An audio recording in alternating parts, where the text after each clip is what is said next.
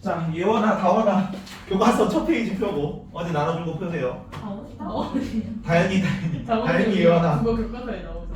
자, 합리도 선택 첫 번째 아까 어제 나온 기출 문제 풀어본 문제 그겁니다. 한 번에 5만 원 요구할 때 이상 미만으로 나와. 그래서 아까 시험이 그렇게 나온 겁니다. 오케이? 넘어가고 그 정도만 알면 돼요. 그거는. 이것도 뭐 서윤아 왜? 기출 있었잖아요. 어떤 거? 유미. 세상에 공짜 좀 아니, 주는 거. 유미. 유미? 영화표. 아 요거 그지? 나눠줬잖아요 시험에서. 아 이런 식으로 다 그 기출 문제를 내실 때 교과서 기반으로 내시니까 교과서랑 보기는 봐야 되고 기출 문제도 다 풀어보기는 봐야죠. 문제 양식은 좀 다르긴 합니다만. 서윤아 세상에 공짜 점심은 없다는 게 무슨 뜻이야? 모든 선택엔 대가가 따른다. 그러니까 공짜 점심이라도 뭐가 따르는 거예요? 무슨 비용이 드는 거야? 공짜 점심이라도. 명수비용? 암묵적 비용이 드는 거지. 아. 명시적 비용은 없죠. 공짜 맞네, 점심이니까. 맞네. 그렇지. 내가 알바를 하면 그 알바 10,000원을 잃어버리는 거잖아. 맞네. 그래서 공짜 점심은 없다는 거예요. 뭐에 대한 표현으로 나오냐면 기회비용에 대한 표현으로 나올 거예요. 오. 대박. 그리고 합리적 선택의 요거 1번 합리적 선택 밑에 그 진한 글씨로 나오죠. 편익이 비용보다 큰 선택이다. 1번하고 동그라미 치세요. 1번하고 밑줄 겁니다. 편익이 비용보다 큰 선택 1번. 어디야? 그 밑에 합리적 선택에서 진한 글씨 나오죠. 합리적 선택. 마이리 기회비용 설명해 보세요. 기회비용. 기회비용은 뭡니까? 그 무슨 표현으로 나오니? 내가 포기한 것 중 가장 큰 가치야. 가치. 암묵적 비용이랑 명시적 비용은 포함한 비용이죠. 자, 어떤 행위를 통해 얻게 되는 만족감. 서윤아 뭐니? 어떤 행위를 편익이라 그러고 어떤 선택을 기회비용이고. 자, 그리고 아까 1번이 아까 편익보다 비용이 큰 선택이 합리적 선택이었죠. 2번하고 저 밑에 두 번째 문단에 합리적 선택은 2번 효율성에 따른 의사결정을 얘기합니다. 효율성에 따른 의사결정. 두 번째 문단은 보입니까? 네.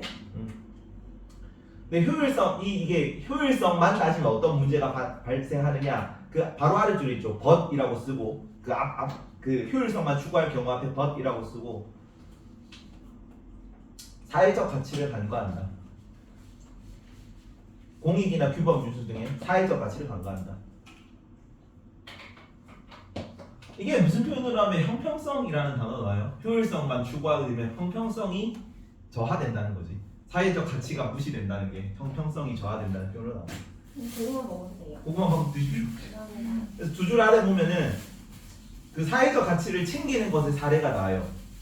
두 가지 나오는데 친환경 제품 구입 밖에 안 나오네. 그 두 줄 아래쪽에 친환경 제품 구입 이나 뭐 공정무역 제품 구입 뭐 이런 걸 나올 수 있습니다. 친환경 제품, 그다음에 공정무역 제품.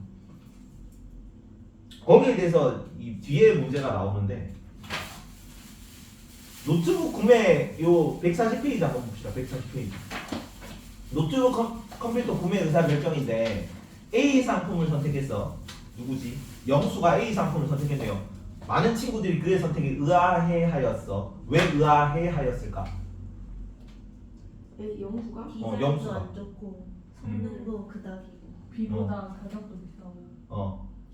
하지만 국산품 여부와 친환경 여부가 오오잖아. 그래서 그래서 근데 요게 밑에 보면은 물론 이것도 편익으로 볼 수 있을 것 같다고 생각은 드는데 답변에는 뭐라고 보냐면은 영수의 선택 합리적인지 판단해 보자. 그 자료 그 밑에 1번 문답에 있지. 저 밑에 쪽에 있잖아. 1번에 영수의 선택 합리적 판단해 보자. 국산품 여부, 친환경 여부 등은 선택에 따른 편익이나 비용과는 무관하므로 보세요. 교과 기준으로는 무관하다고 보면은 이제 A가 가격이 더 비싸지 BC보다. 근데 가격이 비싼데도 불구하고 디자인 성능 AS가 다 낮죠. 그래서 국산품 여부, 친환경 여부를 제낄 때는 이거는 그냥 편익으로 직접적으로 안 나잖아. 만족감이 1, 2, 3으로 나오는 거지. 그래서 제끼면은 A가 비합리적 선택이니까 B나 C를 선택해야겠네라고 나와야 돼. 오케이? 다시 뒤로 돌아가고 139쪽 돌아와서 시간의 경제적 가치 봅니다. A 지역에서 B 지역으로 가는데 8시부터 8만원 이내로 오전 8시에서 낮 12시까지 가야 돼요. 뭘 제껴야겠니? 8시간, 그러니까 그 오전 8시에 출발해서 낮 12시까지 가야 되면 버스는 제껴. 왜? 6시간이니까 제끼고. 그리고 비행기를 선택하기로 아니구나. 추가 소요. 여기서 비행기를 이용하는 것이 가장 합리적으로 판단했네요. 맨 마지막 줄 나오죠. 그러면은 여기 보면은 열차랑 비행기 중에서 두 개를 중에서 선택한 건데 시간 차이는 몇 분 차이야? 30분. 비용 차이는 얼마 차이예요? 만 원. 그럼 얘가 합리적 선택이 되려면 비행기가 합리적 선택이 되려면 시간 30분의 가치가 뭐보다 커야 돼? 만 원. 그렇게 적으면 됩니다. 넘어갑니다. 그러니까 만약에 소수령으로 그렇게 나올지 모르겠는데 나오면은 버스는 6시간이라서 4시간 이상에서 조건 탈락하는 거고 두 개가 있을 때 비행기랑 열차 사이에 있을 때는 1시간의 가치가 30분의 가치가 만 원보다 크기 때문에 비행기가 합리적 선택이다라고 적으면 된다고. 넘어갑니다. 자료 2번 다시 140페이지에서 자료 2번은 공유제의 비극은 무슨 제였어? 공유지 같은 거는 공유제도 무슨 문제가 발생해? 무임승차 문제가 발생할 수 있어. 비용을 지불을 안 하니까 그런 거예요. 비용을 지불을 안 하니까. 그리고 너네는 요걸 했다며. 다음 페이지.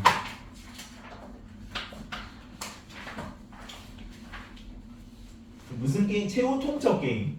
서로 비용을 지불하게, 그러니까 비용을 알려주고 내가 뭐 100만 원 중에서 20만 원 받을 테니까 딜할래? 라고 하면 거절 당하면 나도 못 받는 거지. 근데 보니까 20만 원 미만으로 했던 경우에는 기분이 나빠가지고 그냥 받는 사람이 나 안 할래 하면서 그냥 내가 20만 원 받을 바에 너 80만 원 받으면 안 하고 말지 막 이러면서 거절한 경우가 꽤 있었다 그래요. 여기 설명을 보시면 이거는 어떤 선택이야? 인간이 합리적인 겁니까? 비합리적인 겁니까? 비합리적이지. 왜 비합리적이야? 자기 이익이. 그치, 나는 20만 원이 공짜로 생기는 거잖아. 20만 원이 공짜로 생기는 건데 기분이 나빠가지고 제낀 거잖아요. 그래서 단순히 합리성만으로 사람이 생각하지 않는다고 나옵니다. 근데 요 단어도 좀 알아두고 가자. 오른쪽에 보면 경제학에서 합리성 네모치고 제일 아래쪽에 기호를 토대로 자신의 효용이 가장 커질 수 있는 대안을 선택하는 것. 효용이 만족감이죠. 편익 최대화예요. 편익 최대화. 이런 게 합리적 판단인데 사람이 꼭 합리적 판단을 내리지만은 않는다고. 기분이나 감정이나 이런 거에 좌우되기도 한다라는 겁니다. 넘어가겠습니다. 이 정도 특성만 알고 있십시오. 그리고 요거를 왜 안 했을까 너네? 시장 여기는 했었고 기업가 정신 뭐 이런 거 안 했다면서. 일단은 뭐 여기 142쪽에 공정거래에 관한 법률을 봅니다. 공정거래법은 어떤 시장 실패에 대한 해결책이었니? 공정거래법 독과점 문제에 대한 해결책이야. 아래 사례를 봅니다. 1981년 5월인데 처음에 공정거래법 시행된 시기입니다. 라고 하네요. 나도 몰랐습니다. 1981년에 처음 시행됐는데 자 2,500원 세모랑 동그라미는 2,500원인데 네모가 혼자 2,000원을 했네. 그래서 동그라미 상에 2,500원 한 사람 주인이 공정거래위원회에 전화해가지고 얘 공정거래를 어기고 혼자 가격을 낮췄다. 그래서 이거는 위반 아니냐라면서 전화를 한 거라고. 이거는 제대로 이해를 한 겁니까? 못한 겁니까? 못한 거지. 서로 자유 경쟁을 해가지고 가격을 시장에 맡겨야 되는데 담합을 한 거잖아. 반대로 된 거죠. 이거를 이제 공정거래위원회에서 규제해야 되는데 그거를 이게 처음이라서 몰랐던 거죠. 그런 거에 대한. 이게 이전에는 공공연하게 담합이 이루어지고 있었는데 그걸 어긴 거를 이제 공정거래를 위반했다라고 이제 고발을 했던 거지. 그래서 정부 역할은 이런 걸 규제하는 겁니다. 정부 역할은. 넘어가고.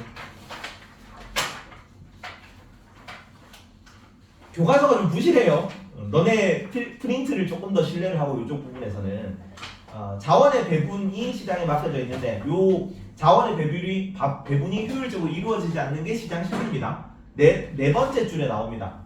자, 1번 불공정 거래 행위. 1번 불공정 거래 행위. 요게 독과점이에요.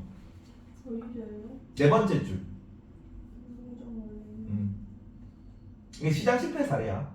두 번째 오염물질 배출 행위는 뭐겠니? 외부 불경제 사례겠지. 더 큰 범위로는 외부 효과의 사례겠죠. 이게 두 번째고 세 번째 공공재 생산에서 발생하는 무임승차 문제. 플러스 너네는 그 정보의 비대칭성도 적어보세요. 레몬마켓 개념이죠. 그것도 시장 실패로 가르치셨다고 하니까 그것까지 알아두십시오. 그래서 거기에 대해서 시장에 적극적으로 개입하여 문제 해결한다. 나는 내용밖에 안 나오고 학교에서 안 배웠을 건데 안 가르쳤다니까 내용만 좀 알아두세요. 교과서에 나오긴 하니까. 자, 두 번째 그 기업과 노동자의 반학기 역할에서는 두 번째 줄에 기업과 정신 네모치고 몇 개 키워드만 알아두십시오. 자, 불확실성 위험 감수, 불확실성이라는 위험 감수 밑줄, 혁신과 창의성 밑줄, 아래쪽에 도전 정신 밑줄. 뭐 창의와 혁신으로 뭐 창조적 파괴라는 단어도 나오고 조금 이따 나올 거지만 창의와 혁신으로 생산성을 증가시키고 불확실성을 위험을 감수하는 도전 정신 이런 표현이 기업가 정신으로 나와요. 이게 첫 번째였고 기업가에서는 두 번째가 사회적 책임입니다. 자, 세 줄 밑에 사회적으로 책임 있는 방식, 기업 활동은 사회적으로 책임 있는 방식. 넘어가서 사례를 봅니다. 자, 자료 1 144페이지 자료 1번 슈페터라는 사람 얘가 이제 기업가 정신이라는 개념을 처음 얘기했던 사람이거든요. 그래서 그 슈페터가 기업가 정신에 대해서 어떤 표현으로 이걸 묘사했냐면 중간쯤에 나오죠. 그가 말한 창조적 파괴의 밑줄거든. 창조적 파괴. 기술 혁신을 얘기하는 건데 왜 창조적 파괴냐면 이전에 있던 기술을 쓰고 있는 거잖아. 그 틀을 깨는 거라고.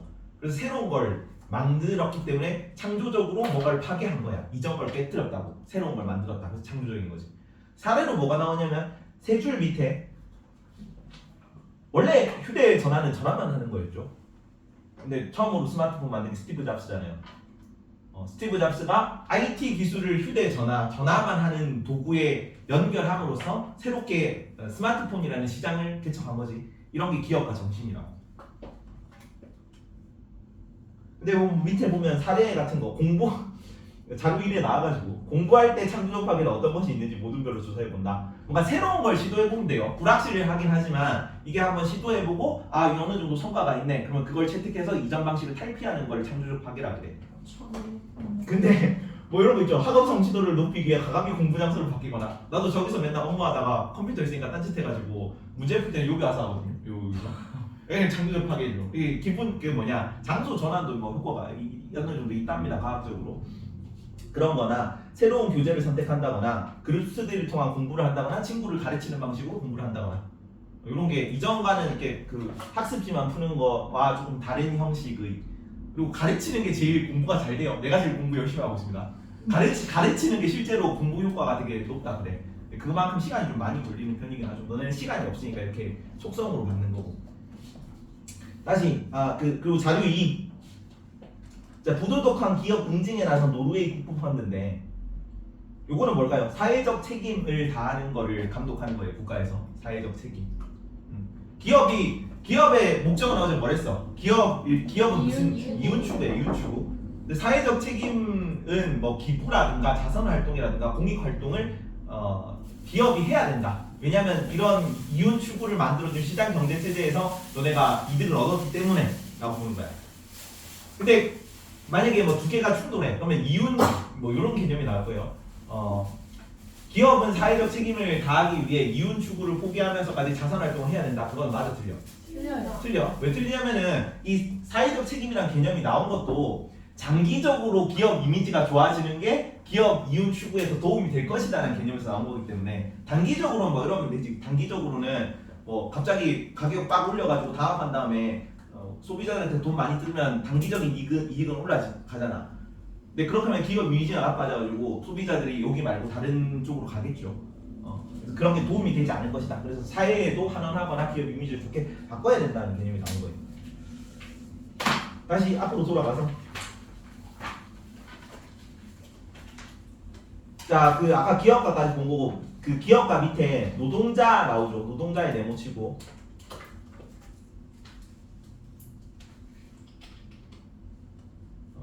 두 줄 밑에 노동자의 권리 밑줄. 근로 조건이 옆에 있어요. 근로 조건이 임금, 근로 시간, 유급 휴일 및 유급 휴가, 작업 장소, 업무 내용 이런 거 근로 계약서에 명시되어야 되는 항목입니다. 원래는 여기서 노동 사건이 나와야 돼. 단교행입니다. 단결권, 단체 교섭권, 단체 행정권. 중3, 4회 때 배웠을 건데 그 내용들이 원래 여기 나와야 되는 내용들이야. 학교에서 안 가르쳤다니까 넘어갑니다. 아래쪽에 정부와 소비자인데 정부는 뭘 추구한다? 자, 기업은 이윤을 추구하고 가게는 효용을 추구하고 정부는 공익을 추구해요. 공익 추구.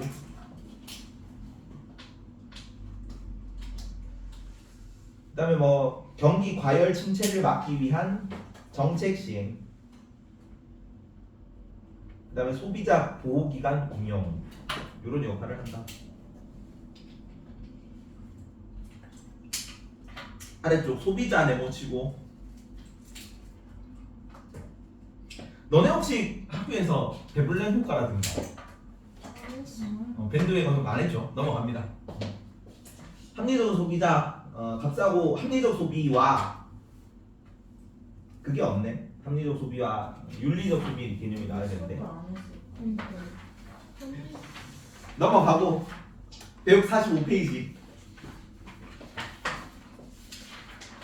자, 자료 3번에 145페이지 자료 3번에 가로등은 뭘까요? 가로등이 없다면 무서워서 이 길을 다닐 수 없을 거야. 꼭 필요한 시설인데 왜 동네 주민들은 가로등을 더 설치하지 않을까? 가로등이 어떤 특성을 가지기 때문에? 공공재. 공공재 어떤 성과 어떤 성을 가지는 겁니까? 일경합성과 이 배제성의 특징을 가지기 때문에. 그래서 그걸 누가 공급해야 돼? 정부가. 무슨 문제가 발생해서 안 생산되는 거예요? 무임승차 문제가 발생해서 안 생산되는 겁니다. 그래서 정부가 역할을 해야 된다. 일하기 좋은 회사 뭐 이런 거 밑에 일하기 회사 조건은 근로자에 대한 거예요. 근로 조건이 좋은 회사를 얘기하는 거고. 자료 4번은 근로자의 권리. 그다음에 아래쪽에 자료 5번은 윤리적 소비라고 적어놓으세요. 윤리적 소비. 근로자의 권리. 자료 4번은 근로자의 권리까지만 하고 넘어갑니다. 그냥 근로자가 일하기 좋은 근무 조건을 만들어주는 회사가 좋은 회사다. 이 정도 개념 알면 돼. 자료 5번 윤리적 소비는 아까 그 내용이랑 겹쳐요. 소비자들이 합리적 소비만 하게 되면은 그 다른 지학사 교과서에서 이런 표현이 나온다. 그 합리적 선택만 하잖아. 합리적 소비를 하는데 공공재로 수도가 제공되고 있지. 그러니까 수도세가 되게 싸단 말이야. 국가에서 운영하기 때문에. 우리가 수도세가 싸다고 내가 샤워할 때 30분씩 맨날 물을 틀어놓고 샤워를 해. 그러면은 나의 편익은 높아지잖아. 사회 전체적인 효용은 떨어지게 된다고. 물세가 너무 많이 나가게 되니까. 그러면 수도세가 높아지게 되겠죠. 뭐 그런 식으로. 합리적 소비뿐만 아니라 윤리적 소비도 해야 된다. 공정무역이라든가 친환경 소비 같은 걸 포함하는 개념입니다. 윤리적 소비는. 오른쪽에 나와 있는 윤리적 소비, 친환경 소비 밑줄. 윤리적 소비는 친환경 소비. 여기는 에너지 절약 제품, 유기농 제품, 동물 보호 소비 이런 게 포함됩니다. 그리고 공정무역. 공정무역은 여러 번 나왔죠. 공정무역 뭐였습니까? 제 그 커피 이거 마실 때 내가 커피 3,000원 하잖아요. 3,000원 하는데 그 저개발공 노동자들은 50원에서 150원 받는다고. 그래서 저개발공 노동자들에게 정당한 노동의 대가를 돌려주자. 이게 공정무역 운동이에요. 진짜 맛없지 않아요? 이거 양이 많아서. 너무 써요. 카페인은 그냥 커피는 카페인 섭취를 위해 먹는 거죠. 맛은 뭐 이렇게. 아메리카노 안 돼. 써서 못 먹습니다. 역시. 넘어가고 뭘 아시네. 146페이지. 며칠 전에 테레스당에서 그 계란찜 먹는데 케찹 발라 먹는다고 선생님들이 비웃어가지고 알 필요 없고 넘어갑시다. 쓸데없는 얘기였고. 계란 원래 어? 무침 먹어야 되는 거 아니에요? 계란 프라이는 그런데 계란찜이라 가지고 누가 뭐라 하셨어요? 누구예요? 선생님들이 입맛 초딩이시네 그래가지고 와. 쓸데없는 얘기였고. 봅시다. 146페이지 공물법 내보시세요. 공물법. 이 공물법 내용은 이게 자유무역인지 보호무역인지 알면 돼요. 무슨 무역입니까? 자유. 보호무역은 보호무역. 밑줄 줍시다. 밀, 호밀, 보리를 포함한 곡물의 수입을 제한하는 법률. 누구를 네가 146페이지. 누구를 지키려고 만든 법이냐면은 국내 곡물 가격을 지키려고 만든 법이야. 그러면 이제 곡물 가격이 유지가 되니까 우리나라 농민들을 지키자 뭐 이런 취지의 법률입니다. 애초에 처음에는. 결과적으로 누구만 더 부자가 됐다? 농민들? 부자 그때 당시 농민들은 소작 붙여먹는 사람들이 많았거든요. 지주들. 그래서 부자인 지주들은 더 부자가 되고 가난한 노동자들이 많았지. 공업화 시대이니까. 요 관세 막 이런 거 설정되던 시기 1846년이면 공장 산업혁명이 일어난 이유잖아요. 공장 노동자들이 일반 평민들이 대다수였는데 일반 노동자들은 쌀값이 오르니까 밀값이 오르니까 오히려 더 살기 힘들어졌다 이런 얘기죠. 그래서 요거를 누가 비판했겠니? 애덤 스미스 책 뭐였어요? 보이지 않는 보이지 않는 손이라는 개념이 처음 나온 책. 국부론. 국가의 부를 얘기하는 논쟁입니다. 국부론. 논쟁. 그래서 국부론에서 공문법을 이제 거하게 깠습니다. 비판해가지고 공문법 폐지되는 데도 역할을 했어요. 니카가 왜 이렇게 짜증나게 생겼어요? 아니 날 너무 아니 이게 실제로 이렇게 생기지 않았겠지. 캐리커처라서. 데이비드 리카도는 뭔 얘기한 사람이야? 비교의 얘기한 사람이야. 애덤 스미스가 절대우위론을 처음 얘기했고 데이비드 리카도가 50년 뒤에 이 태어났어. 이 사람. 애덤 스미스 좋아했던 사람 애덤 스미스를 좋아했는데 아니에요? 이제 선생님 그랬는데 비판하면서 이제 그 창조적으로 개선한 거죠. 절대우위론을 비판하면서 비교우위론을 처음 얘기한 사람이죠. 다음 페이지 147페이지. 국제 분업에서 무역의 발생 원인이 오우씨 오두마크 좀 가져올게요.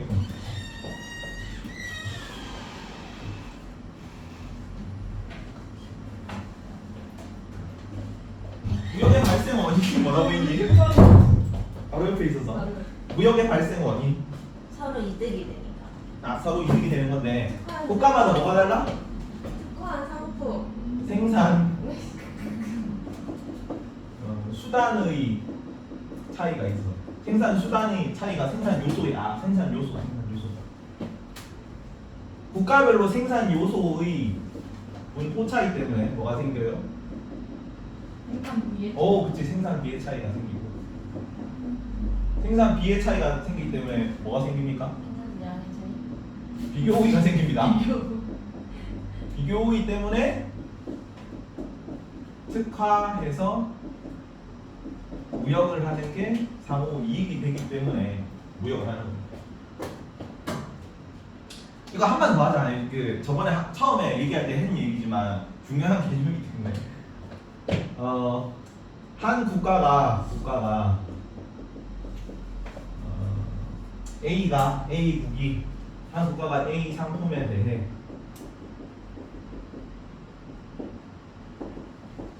생산비가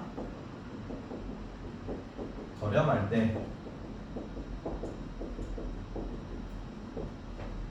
A 상품에 대해 비교 우위가 있다고 한다. 맞니? 아니요 뭘로 바꿔야 돼? 절대우위를 바꾸고 이걸 만약에 비교우위로 적고 싶어 그러면 뭐라고 써야 돼요?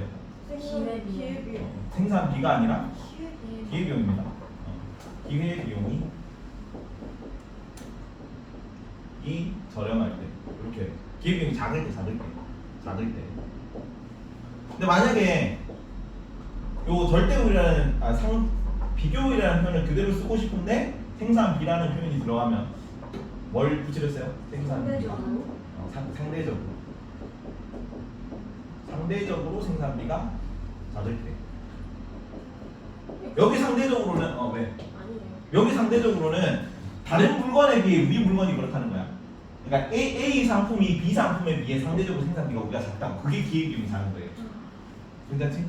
그 상대적으로가 다른 나라랑 비교하는 게 아니고 절대우위는 다른 나라의 그 상품과 우리나라의 이 상품을 같이 비교하는 거고 상대적으로 생산비가 작다는 거는 우리나라의 A, B 상품이 다른 나라에 비해서 A 상품이 더 비교우위가 있다. 그러니까 상대적으로 생산비가 작다. 우리나라의 A, B 상품 그 두 개를 얘기하는 거예요. 괜찮죠? 그럼 여기 생산비가 작다는 거에 생산 양이 많은 것도 생산비가 작다고 할 수 있나요? 네. 이렇게만 나와. 우리가 그 할 때 나오는 거 들어가는 거 했잖아. 근데 들어가는 거는 생산비거나 생산 시간이나 노동력이고 나오는 거는 생산량이었잖아. 근데 노동 시간이 작다 혹은 노동 비용이 작다. 그러니까 투입 비용이 작다. 혹은 생산량이 많다도 생산비가 작다고 얘기할 수 있을까? 얘기할 수 있어요. 같은 개념으로 봅니다. 근데 이게 생산량 얘기할 때는 조건에 들어가는 그치? 비용이나 그런 걸 다 갖다고 치는 거야. 조건 없으면 아닌 거 그, 아니에요? 근데 당연히 조건이 같다고 나올 거예요. 만약 비례한다면 비례한다? 땡빵빵빵 아니에요? 그렇진 않아요. 그렇진 않고 그냥 여기 생산량이 더 많다는 거는 그냥 그러면 가정할 수가 없지 애초에. 그러니까 이걸 각각 다르게 변수를 통제를 안 하면은 이게 같은 가격인데 누가 비교율을 따질 수가 없단 말이야. 그래서 가격이 같을 때 혹은 투입되는 시간이 같을 때 생산량이 더 많은 거는 그게 생산비가 싼 거예요. 이해가지? 100만 원을 들였는데 여기는 200개 만들고 여기는 300개 만들면은 여기는 이제 여기 400개 만드는 진짜 계산이 안 되네. 400개 만드시면은 여기는 400개 만들때 여기 200만 원 되겠지. 생산비가 여기가 더 비싼 거야. 작게 만들면 생산비가 비싼 거야. 이해가니? 에어컨 좀 꺼? 줄여주세요. 줄여줄게. 그럼 직방을 방송 자리가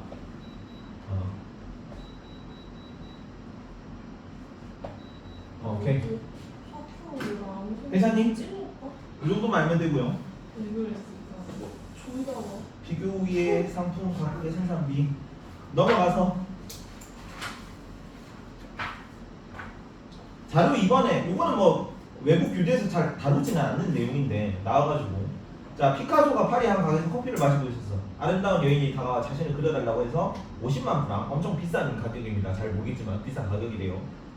몇 분밖에 안 걸렸는데 50만 프랑이라니 따지니까 40년이나 걸렸다 얘기를 하는 거예요.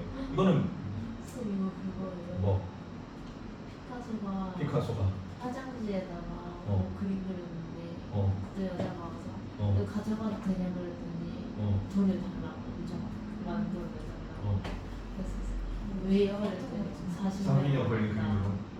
진짜? 진짜?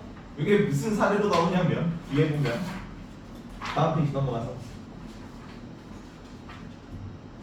다음 글을 참고하여 자료 2에서 40년이나 걸렸으라는 피카소의 대답이 의미하는 바를 설명하시오. 밑에 보면은 피카소가 답변이 의미하는 바는 좋은 기술을 얻기에 오랜 시간의 연구 개발 투자가 필요하다. 이게 뭔 얘기냐면 인적 자본이라고만 적어보세요. 옆에 용어 설명에 인적 자본이라고 나오죠.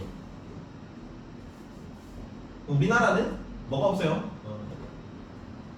그냥 천연자원이 부족하죠. 땅도 좁고 천연자원도 부족한 나라. 석유 한 방울 날지 안 날지 모르겠지만 발표했으니까 석유 한 방울 안 나는 나라이기 때문에 뭐가 중요하다가 인적 자본이 중요하다는 걸 얘기하는 거예요.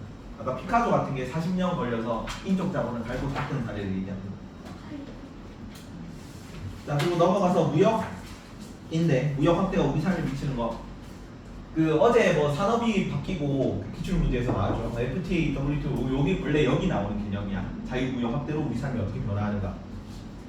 한중 칠레 수입차 시장 점유율인데 우리나라가 최초로 맺은 FTA가 칠레였어요. 그러니까 일부러 좀 체급 작은 나라랑 한 거야. 큰 나라랑 하면은 처음부터 하면은 어떻게 될지 좀 걱정되잖아요. 그래서 좀 저개발국이었던 칠레랑 해서 어떻게 되는지 좀 본 거야. 그래서 생각보다 괜찮아서 이렇게 우리가 확대해가지고 미국하고 중국하고 막 FTA 하면서 사실 우리는 좀 수혜를 많이 본 쪽에 속해요. FTA 그 답안을 적어야 된다고 관세 낮춰야 된다? FTA는 관세를 낮춘다. 무역 장벽을 철폐한다. 그런 거. 관세 낮추고 무역 자본을 준다. 무역 장벽 관세는 그거예요. 관세를 낮춘다는 게 무역 장벽을 낮추는 거예요. 관세를 낮추고 무역 장벽을 철폐하는 거예요. FTA는 그 번역까지 좀 알아두십시오. FTA가 뭐예요? F 프리 자유 트레이드 무역 페이 어그리먼트 조약인데 조약으로 번역하죠. 자유무역 협정이라고 번역해요. 자유무역 협정. WTO도 적어보세요. WTO는 월드 트레이드 오가니제이션입니다. 오가니제이션. 또 자유무역 기구지. 오가니제이션.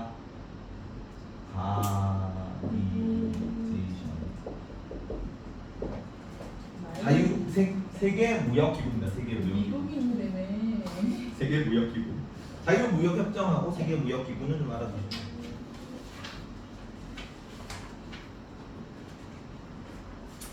자, 다음 페이지. 단어 알아두고 갑시다. 네 번째 줄에 규모의 경제. 네모집 규모의 경제. 옆에 뜻이 나왔죠. 대량으로 생산할 때 단위당 생산 비용이 하락하는 거. 이거 오답 무슨 서술로 나왔다 그랬니? 기억나니? 규모의 경제가 실현되면 총 생산비가 감소한다고 X. X. 총 생산비는 계속 늘어나죠. 뭐가 감소하는 거야? 하나가 단위 생산당 평균 단가가 감소하는 거야. 근데 이 성동고 기출이었는데 1학기 기출이었는데 엉덩 틀려와가지고 가슴이 아픕니다. 밑에 무역 확대가 개인의 삶에 미치는 영향. 소비자들은 장점하고 단점이 있는데 소비자 네모치고 소비자 질 좋은 상품 소비. 외국 상품들이 많아지니까 선택의 폭이 확대되겠죠. 질 좋은 상품 소비. 단점은 원산지 표시제를 위반하는 유통업일 때문에 소비자 피해. 이런 표현이 잘 나오진 않는데 너네 동아국가에서 뭐 이렇게 써가지고 원산지 표시제를 위반할 수 있겠지. 그러니까 호주산 호주산 소고기를 막 수입한 다음에 한우라고 하면서 팔 수 있겠죠. 그런 거 얘기하는 거예요. 밑에 이거는 소비자 입장이었고 경쟁력 있는 산업, 그 다음 줄에 경쟁력 있는 산업 네모. 여기는 이득을 보겠지. 지금 장벽 같은 거 다 허물고 나서 무한 경쟁하자는 거잖아요. 내가 상대편보다 잘하는 쪽에 있으면은 다 두드려 팰 수 있잖아. 우리가 상대편보다 못하는 산업 분야라면 두드려 맞겠죠. 그 얘기야. 그래서 경쟁력 있는 분야에서는 새로운 일자리 창출 기술, 임금 상승. 그리고 아래쪽에 경쟁력이 부족한 산업은 네모. 일자리를 보장받기 어려워지는 불이익. 우리 산업이 쇠퇴해야 하겠죠. 자유무역하면서 우리가 잘하는 것만 특화할 거 아니야. 5분만 쉽시다. 힘드니? 맞아요, 삽니다. 알지. 경찰들 경찰들이요. 자, 뒤에 넘어가서 152페이지. 152페이지. 한중 자유무역협정 FTA 나오죠. 자유무역협정의 그 왼쪽에 거만 밑줄 주고 갑니다. 자유무역협정 FTA. 협정 체결로 간 상품 서비스 교역에 대해 관세 및 무역 장벽을 완화 철폐해서 교역을 활발하게 만드는 것을 목적으로 하는 조약. 정도만 알고 넘어갑니다.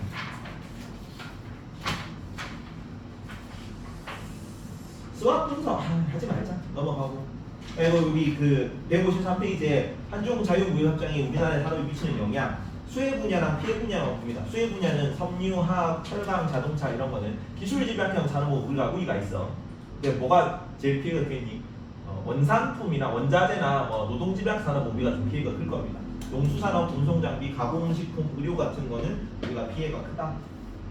근데 결과적으로는 우리가 좀 경제성장 이렇게 선진국 반열을 들어선 거는 중국이 개방하면서 우리 거기 열차를 좀 탑승해서 우리가 이만큼 성장한 것도 있어요. 넘어가고.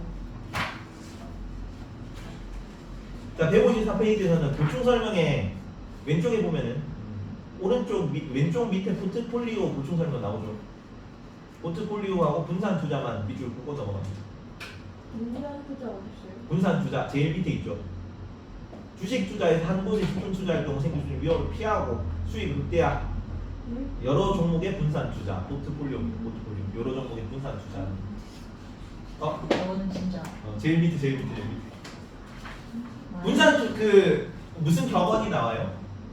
달걀을 그지, 계란 한 방울에 담지 말라. 아, 그거랑 같은 말이에요. 분산 투자나 포트폴리오나 이런 단어를 단답형으로 나올 수도 있어서 그런 개념이고. 자, 세 가지 자산 관리 기본 원칙 뭐뭡니까? 안전성, 수익성, 유동성. 어제 장충고에서 유동성을 다른 말로 뭐라고 하는지도 나왔어.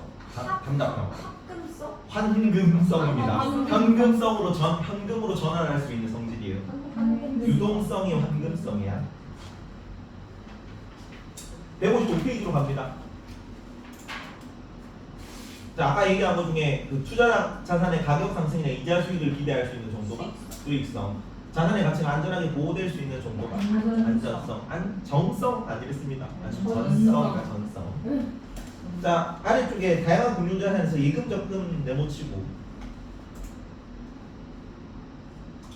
예금 동그라미 한참 뒤에 적금 동그라미. 너네는 뭐 요구불 예금, 저축성 예금을 구분을 안 하네요. 예금 적금이 있다고 알아두세요. 그리고 아래쪽에 예금자 보호제도의 보호를 받는다. 예금자 보호제도 1인당 5천만 원까지 받을 수 있어요. 혹시나 알아두시고 5천만 원까지. 아래쪽에 주식 주식 네모치고 배당 시세 차익 비율. 배당 시세 차익 비율. 둘 다 받을 수 있고. 채권은 뭐 받을 수 있니? 이자. 이자랑 시세 차익 받을 수 있어. 아래쪽 채권 주식에 비해 안정성 높다 정도만 나오네. 주식에 비해 안정성이 높다. 아래쪽에 생애 주기도 아까 필기 보니까 별 내용이 안 나와서 그냥 생애 주기는 단계별로 요구되는 가업이 다르다 정도만 알고 넘어갑니다. 156페이지 재무 설계 과정이 혹시 했니? 재무목표 설정하고 분석하고 대안 모색하고 안 했지? 넘어간다. 이 쌤이 잘 모르는 거 근데 이건 좀 필요한 것 같아요. 지금 저렇게. 시험 끝나고 하자. 시험 끝나고. 필요해. 우리 같이 해보고. 157페이지에 100 빼기 나이 원칙 오 했어요. 별거 치고 100 빼기 나이 원칙 근데 이거 쌤이 까셨어요. 뭐라고? 맞아. 이거 까졌어요. 뭐라 말이 안 했어요? 이것만 말이 안 적용이 되는 아니라면서. 그렇긴 하죠. 뭐 근데 뭐 그냥 큰 대원칙 같은 거죠. 큰 대원칙. 선생님 교과서에 좀 불만이 많아. 아 그거 상관없어. 나 때는 이런 것도 안 가르쳤다. 이게 들어온 것만 해도 엄청난 발전이에요. 장국의 발전이야. 예전엔 진짜 그 우리 부모님 아직도 주식을 안 하기 때문에 할머니 때는 이제 은행도 못 믿는다고 장판 밑에 넣어놨다고 그런 거에 비하면 이제 주식 같은 거 하라는 얘기잖아 여기서는. 할게 해주세요. 어디 숨겨놓으세요. 넘어갑니다. 여기서는 그 프린트에 안 나온 것만 조금 봅시다. 여기 파트가 그 유균쌤이잖아. 교과서 꼼꼼히 보라고 했으니까. 그러니까 190페이지에서 지도를 확인합니다. 저 제일 오른쪽에 나와 있는 지도 보이니? 북극해 아래쪽에 있어. 러시아 북쪽에 있어요. 북극해에 인접한 러시아 지역에 어떤 민족이 사냐? 네네츠족이 살아요. 네네츠족의 민족. 그러니까 엘렌하고 툰드라에 생활하는 네네츠족. 북극 문화권이죠. 네. 거기 네네츠족이라는 민족이 나온다 정도만. 어디 있던데요? 어? 네네츠. 네네츠랑 이누이트 뭐 이런 것도 살아. 이누이트. 이누이트 어디 살아요? 이누이트 그 툰드라 기후 이쪽에 넓게 분포돼 삽니다. 거의 근데 러시아 쪽이 많아요. 아래쪽 술로 가죽으로 만든 옷 장화 유목한다 그랬지. 잡아먹고. 그리고 저 위에 보면 50명이 넘는 대가족 생활도 저 밑줄 봅니다. 노동력이 많이 필요하대요. 술로 유목을 하려면 많은 노동력이 필요해서 무리 생활을 하면서 대가족 50명이 넘는 대가족으로 생활을 한다. 자 그리고 왼쪽에 수단이라는 나라인데 수단은 알 필요 없고 여기 무슨 지역이야? 건조. 건조기후 때인데 건조기후는 어디 이북을 말하지? 아프리카에. 아프리카의 무슨 지역? 두 개 경계가 뭐였습니까? 사하라 사막. 사하라 사막이야. 오. 요 수단 나라 이름은 수단이고 위에가 이집트입니다. 이집트 밑에 수단인데 사하라 사막 지역이에요. 그래서 건조 문화권이고 여기서는 투아레그족 아저씨가 나오네요. 투아레그족. 나도 잘 모릅니다. 여기서 처음 봤어요. 네. 이것도 종족 이름이에요. 민족 이름. 베르베르인이 여기 그 나라 없는 유목민이거든요. 나라 국경 막 지방에서 떠돌면서 그 사막 우리가 알고 있는 그 막 그 복면 쓰고 막 이렇게 댕기는 그런 사람들 말이에요. 근데 그 민족 중에 하나래. 이거 교과서에 나오니까 외워두십시오. 뭐 대추야자 농장 이런 거 나오고 다 한 얘기입니다. 이거는 양떼를 몰고 여기서도 사막에서 양은 모든 문화권에서 다 공통으로 키웁니다.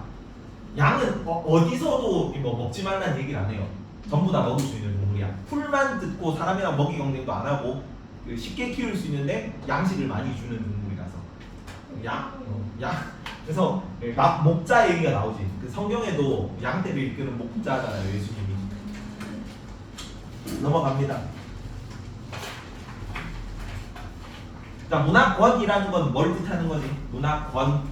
뭐가 다른 거야, 문화권은? 문화가 다르고. 생활 양식. 생활 양식. 근데 이 생활 양식이 들어가는 요소에 여기 나와 있는 거 자연환경과 인문환경이 있습니다. 여기는 뭐 자연환경은 지형, 기후 같은 걸 줄 수 있고 인문환경은 종교, 산업 같은 거 요거 두 개만 밀주거나 자연환경과 인문환경입니다. 그리고 오른쪽 이게 그냥 제일 밑에도 있네요. 오른쪽 제일 밑에 보자. 그냥 점이지대라고 이 표현 기억하십시오. 점이지대. 제일 오른쪽 아래쪽에 보면 날개로 나와 있죠. 점이지대. 두 지역이 특성이 함께 나타나는 공간적 범위입니다. 점점 점자에다 이동할 있잖아요. 점점 이동하다가 가운데서 뭔가 겹쳐지는 지역이야. 두 가지 특징이 함께 나타나는. 점이지대에 뭐가 있어요? 점이지대 뭐 동남아시아 지역 전체가 거의 좀 점이지대 같은 느낌이에요.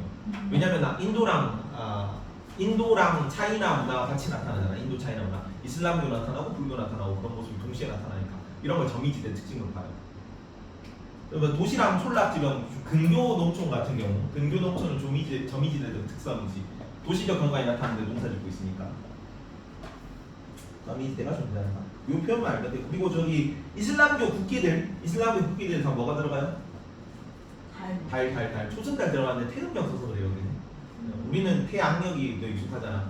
여기는 태음력 기반이라서 달을 되게 중요한 상징물로 여기서 이슬람교 국가들은 전부 다 초승달이 들어가요. 이 정도만 알면 되고 넘어가요. 여기는 되게 중요한 내용인데 내용이 너무 부실해가지고 우리 빈칸지로 대체합니다. 빈칸지도 다 외우세요. 여기 원래 시험은 이쪽 부분이 훨씬 더 잘 나오거든. 내용이 거의 안 나와요. 빈칸지가 훨씬 자세하게 잘 나와 있어요. 나오는 거만 봅니다. 넘어가고 쭉 넘어가서 195페이지.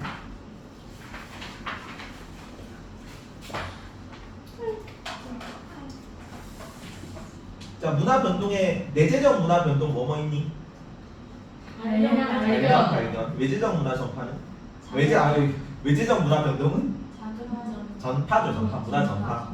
여기도 좀 덜 자세하게 나왔는데 제일 오른쪽 밑에 보면 직접 전파, 자주 전파라고 나옵니다. 보충 설명에. 여기 교과서에 사례로 나오는 건 쌀국수 나오네요. 쌀국수는 베트남 전쟁 이후 해외로 이주한 베트남 사람들이 만들어 팔기 시작하면서 우리나라에서 흔히 즐기는 음식이 됐다. 그럼 무슨 사례입니까? 직접 전파 사례예요. 밑줄 거고 직접 전파라고 적어놔. 문화 변동 의미 요인에서 제일 아래쪽에서 두 번 바로 위에 나오죠. 쌀국수. 직접 전파 사례입니다. 아래쪽 문화 요거 단어만 얘기하세요. 한 사회의 문화가 다른 사회의 문화를 받아들면서 고유한 성격을 잃지 않고 한 사회의 문화 체계 속에 나란히 존재하는 경우 명존. 서로 다른 두 문화 요소가 결합하여 제3의 문화가 탄생. 융합. 다른 문화에 흡수되거나 해체되거나 소멸하는 현상. 동화예요. 동화. 자, 서울 이태원 모인의 아래쪽 사례 1 무슨 사례입니까? 히잡을 병존 사례야. 히잡을 쓰는 여자, 이슬람 사원, 할랄 음식 같이 나오는 거지. 병존. 아래쪽 사례 2 산신각의 무슨 사례입니까? 융합 사례입니다. 사례 3은 자, 처음에는 프랑크 왕국 노르만족이 스칸디나비아 반도에 살다가 프랑스 지역으로 정착을 했네요. 그래서 초기에는 프랑스 봉건제 카톨릭 프랑스어 등을 받으면서 구별되는 새로운 문화가 공존했다. 무슨 사례? 병존 사례고, 근데 십자군 전쟁을 계기로 프랑스 문화에 완전히 동화됐네? 동화 사례예요. 동화 사례. 두 가지 요소가 같이 나타나네. 문제도 이런 식으로 나왔었고 어제. 넘어갑니다. 그리고 196쪽은 한옥으로 지은 성당 뭐예요? 천주교 강화성당. 자리 기억하시고요. 뭐랑 결합된 거예요? 한옥 양식하고 서양 이제 카톨릭 성당 내부 모습이 결합된 거야. 그래서 문화 융합 사례라는 것만 알면 됩니다. 넘어가고요. 자, 싱가포르의 다양한 인종가 언어가 공존하네요. 무슨 사례다? 병존 사례. 자, 이슬람교가 국교가 아닌데 인도네시아 저 밑에 보면은 이슬람교 외에도 기독교, 불교, 힌두교, 유교를 공식적인 종교를 인정하고 있네요. 무슨 사례입니까? 문화 병존 사례입니다. 이것도 둘 다 문화 병존 사례를 나타내요. 그래서 지도를 보면은 이거 지도 혹시나 나올까봐 인도네시아 지역입니다. 인도네시아 지역인데 1번은 카톨릭 대성당이죠. 예전에 여기 무슨 집을 받았냐면은 네덜란드 집을 받았어요. 인도네시아는 네덜란드 식민지라서 카톨릭 그리스도교까지 전파됐고, 그리고 인도네시아 지역이니까 동남아 지역이죠. 뭐 불교랑 이슬람교까지 같이 영향을 받았겠지. 그래서 2번은 저기 브라카 사원인데 힌두교 사원이에요. 3번은 인도네시아 자바 섬에 있는 보르부두르 사원인데 불교 유적이네요. 그래서 불교, 이슬람교, 그리스도교 같이 나타난다. 인도네시아 문화 병존 사례입니다. 넘어갑니다. 그리고 간다라 양식 자체는 무슨 사례를 했어? 간다라 양식이라는 단어가 나오면 문화 융합 사례예요. 문화 융합 사례. 뭐라 하신 거다? 원래 초기 불교에서 그 불교적 전통에다가 원래 부처님은 그림을 안 그렸댔죠. 그러니까 보리수나 수레바퀴로 그렸어. 근데 헬렌즈 문화 들어오고 나서 그걸 사람으로 조각하기 시작한 거지. 간단한 미술 양식은 문화 융합 사례인데 우리나라 석굴암으로 전래가 됐다. 그건 무슨 사례예요? 간단한 미술 양식이 우리나라 석굴암으로 연결돼서 그건 무슨 사례니? 직접 전파 사례. 직접 전파. 뭐가요?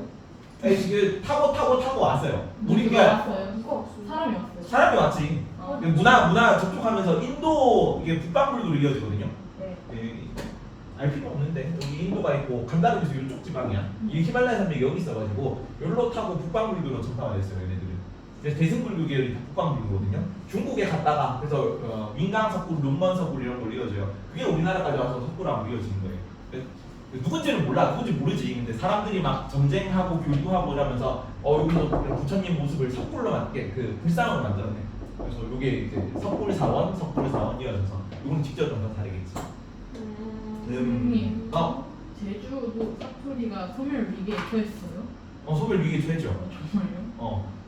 제주도 젊은 층은 그렇게 많이 안 쓴대요. 할아버지 할머니들 얘기하는 거 보면 젊은 층들도 잘 못 알아듣는다는데 요새. 문화 동화예요. 문화 동화 사례죠. 그건 흡수되는 거니까. 뭐 나오지?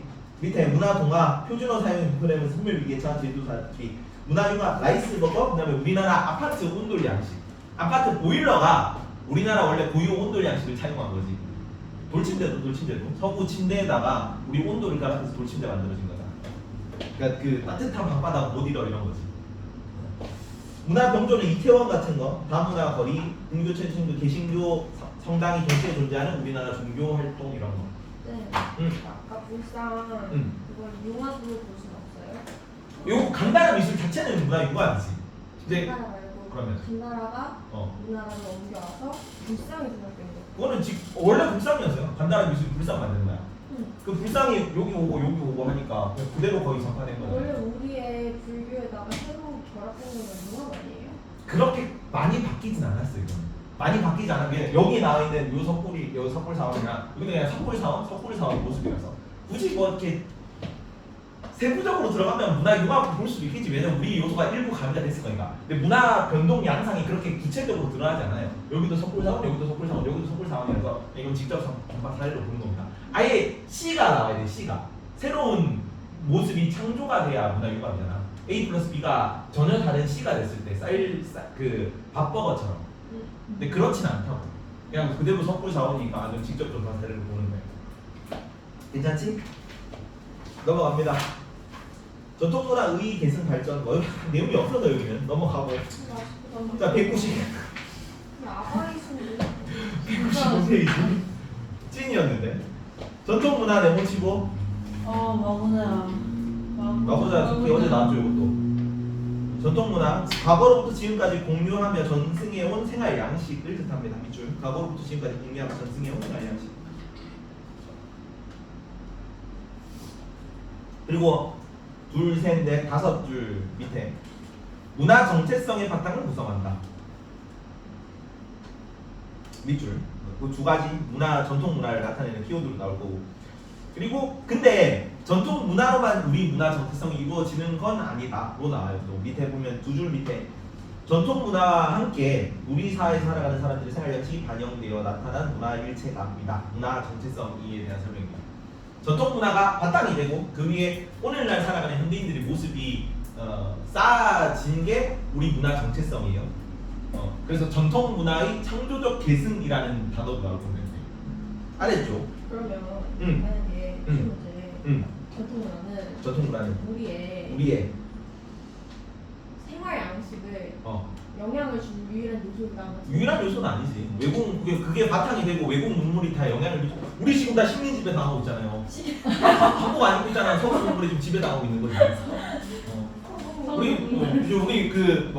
무슨 그 일본 아직도 천황대라 가지고 연호를 쓰거든. 뭐 헤이세이 몇 년 이런 식으로 쓴단 말이야. 우리 지금 예수님 기념하고 있잖아. 달려오지. 맞네. 그렇지. 예수 서구 문물이지. 서구 문물 기념하고 있어. 그거 하지 않아요? 윤석열 정부 3년 윤석열 3년 뭐 이렇게 얘기를 안 하는 보통은 안 하잖아. 하지 않아요? 윤석열 3년. 우리가 이렇게 쓰잖아.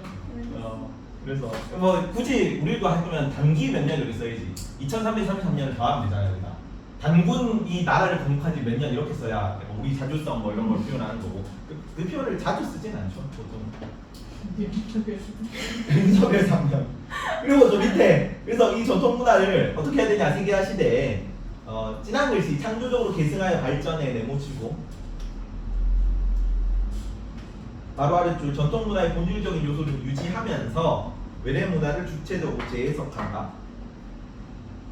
사례로 2개 나오는데 왼쪽에 드라마 사극이라는 건 옛날 시대 배경이잖아. 그 사극을 보셨어요? 내 때는 봤죠. 대장금 이거 세대라서. 진짜 좋아요. 어? 진짜 좋아요. 장금이의 꿈 말고 대장금. 장금이의 꿈그 진짜 장금이의 꿈 말고 사극 대장금 사극. 봤어요. 봤어요. 내가 민정분이 그 출석 때 뭐라고 색깔 그러고. 맞아. 나이대가 엘리베이터가 아닐 것 같은데. 그 있잖아. 아무튼. 이렇게 돼 있는. 알아. 민정호 날이 맞나? 민정호 날이. 진짜 너무 너무 섹시해. 근데 사극 같은 게 한류 문화하면서 막 중동 지역까지 엄청난 인기를 끌고 있대요. 이런 게 창조적 대해석 사례고 사극이라는 건 되게 현대적 드라마라는 건 현대적 매체잖아. 그걸 이제 고전 우리 그 배경을 가져와서 한 거니까. 그리고 옆에 난타도 보면 오른쪽에 난타 공연 고유 리듬이자 소리인 사물놀이에 피아노, 재즈, 현대적 공연 양식을 결합한 거 이런 것도 창조적 대해석 사례로 나올 수 있습니다. 내용이 그렇게 많이 없어요 여기는. 넘어갑니다. 필요 없는 내용. 맛있게. 음식이 너무. 아이씨. 여기 유기현쌤 왜 이렇게 안 읽은 거 같지 근데? 여기 내용이 별로 없어요 여기. 아니 유기현 쌤이요. 제가 재즈 얘기했거든요. 제가 선생님한테 그 저번에 우리 들었던 융합이라고 갑자기 그냥 유기현 쌤도 그렇게 생각하시나요? 선생님 재즈는 융합 아닌가요? 근데 갑자기 재즈를 융합 재즈가 이거 그냥 재즈 아닌가요? 그래서 제가 쌤 배우고 흑인 거기서 그거 가져왔잖아요. 선생님이 그러시니까 여기 파트 선생님이네. 그냥 문제 좀 안 풀어보면 모를 수 있죠. 선생님이라고 다 아는 건 아니니까. 그냥 근데 이 외국 문제를 풀어보면 재즈가 문화 융합 사례가 나오고. 우리는 완성됐는데. 문화의 태도 202페이지. 나 비빔밥 진짜 좋아하는데. 자, 세계 각국의 성인식 모습인데 우리나라 성인식은 관례를 치릅니다. 갓을 쓰는 거예요. 관례. 진짜요? 그죠?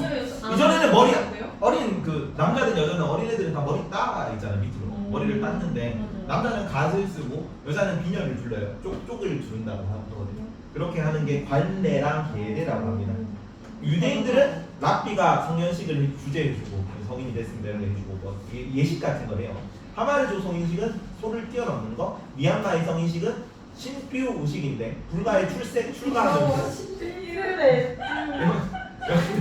여기는 불교 국가이기 때문에 부처님이 출가하는 모습을 흉내내는 의식을 해. 이런 거는 다 문화 상대주의 사례를 볼 수 있겠죠. 각국의 성인식 모습이 다르다. 근데 아까 그 사례로 들었던 거 극단적 문화 상대주의 중에 그 에티오피아는 극단적 아니에요? 그렇지 에티오피아는 뭐 그 뛰어내리는 거 하나. 우리에 어긋났는데. 요거는 너네 프린트에도 사례로 안 나오던데 소 정도는 뛰어넘을 수 있지 않을까? 이거 그거 있어요. 번지 점프하는 거는 네. 극단적 문화 상대주의로. 있잖아요. 그거 안전주의 없이 어. 안전주의 그래서 그거는 너네 프린트에도 극단적 문화 상대주의로 나오더라고 뛰어내리는 거는. 근데 요거는 따로 너네 프린트에도 안 나오던데 소 정도는 뛰어넘을 수 있지 않을까?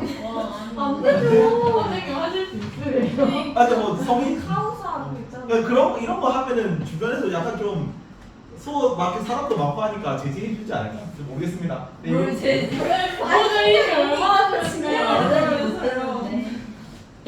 약간 잘 모르면은 애매하니까 시험에 안 나올 거니까. 어른 되거나 죽거나 둘 중에 하나네. 자 203페이지 어른 되거나 죽거나 그래 그렇지. 그리고 그 남성 할래 여성 할래 이런 것도 생식기 일부를 일부러 훼손하는 거 그런 것도 너무 아프겠다. 그런 것도 극단적 문화 사례들 사례로 나올 수 있죠 성인식에서. 자, 왜 찢어요?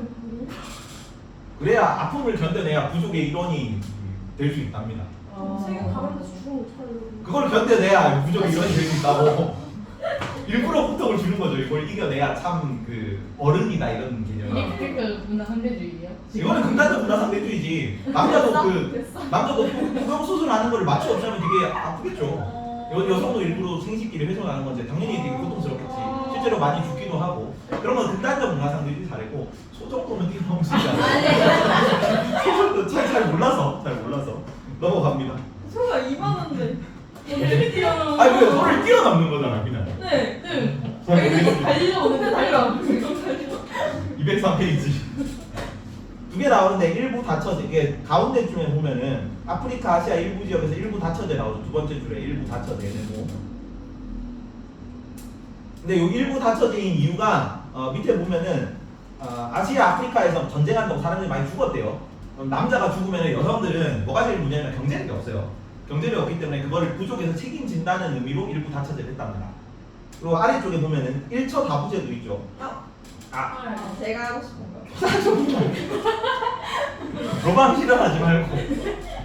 1처 다부제, 여기는 초다족이나 베트남 하층민 사이에서 한 아내가 다수의 남편을 주는 건데, 여기서는 재산이 분가를 하게 되면은 우리 집이 있는데 얘가 나눠주면 재산이 쪼개지잖아. 가문을 유지하기 힘들다. 가문 부족이나 가문의 전통이 강한 지역에서는 재산을 유지하기 위해서 남편 부인 하나를 주고 형제들이 다 결혼하는 거야. 그러면 이게 다 가족이니까 내 재산이 쪼개지지 않겠죠. 그래서 1처 다부제라고. 왜 재산이 없어져요? 한 가족이잖아 얘네가. 원래 아들이 따로 결혼하면은 아들한테 재산 조금씩 떼줘야 되잖아. 하나는 다 부라는 게 다 형제였어요.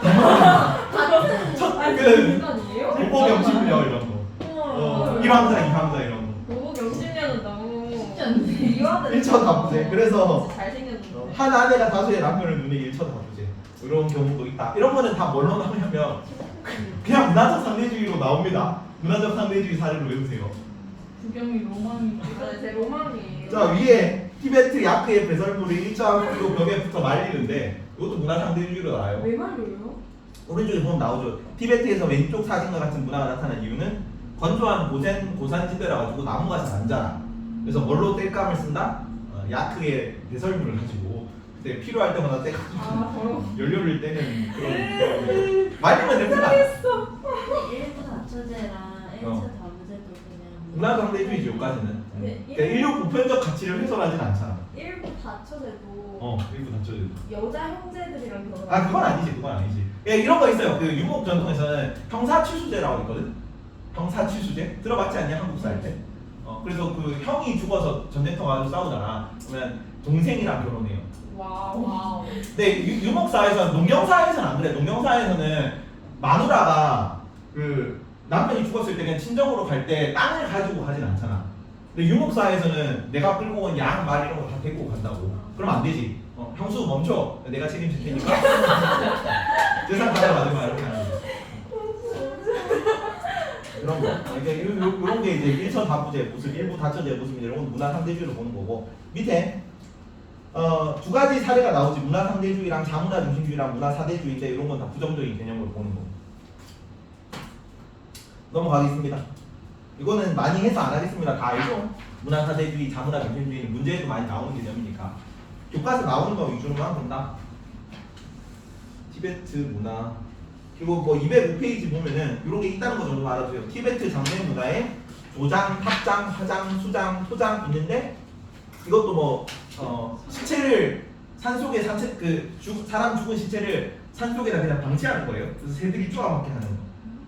근데 우리가 보기엔 좀 그런데 거기는 이제 윤회 의식이기 때문에 새가 쪼아서 먹고 하늘로 올라가면 승천한다라고 생각을 하는 거지.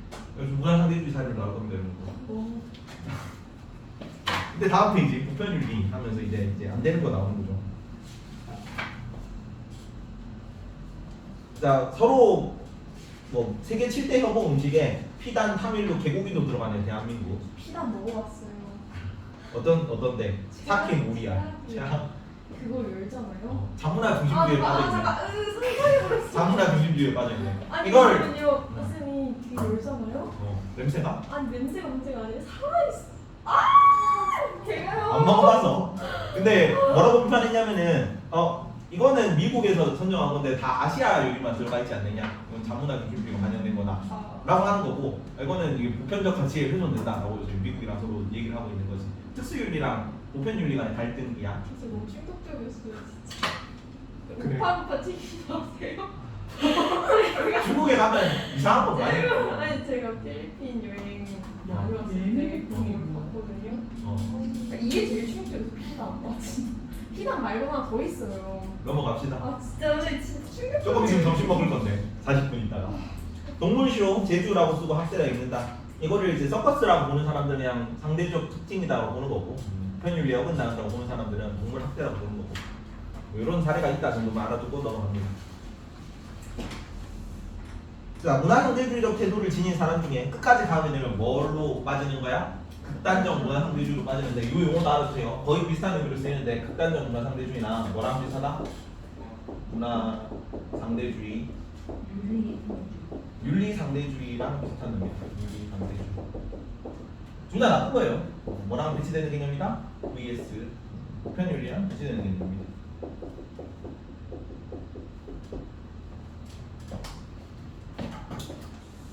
여기 뭐 명예살인 같은 거 이거는 뭐 자기 가문의 이름을 먹칠한 여동생이나 딸내미를 죽이는 개념이죠. 오빠나 아버지가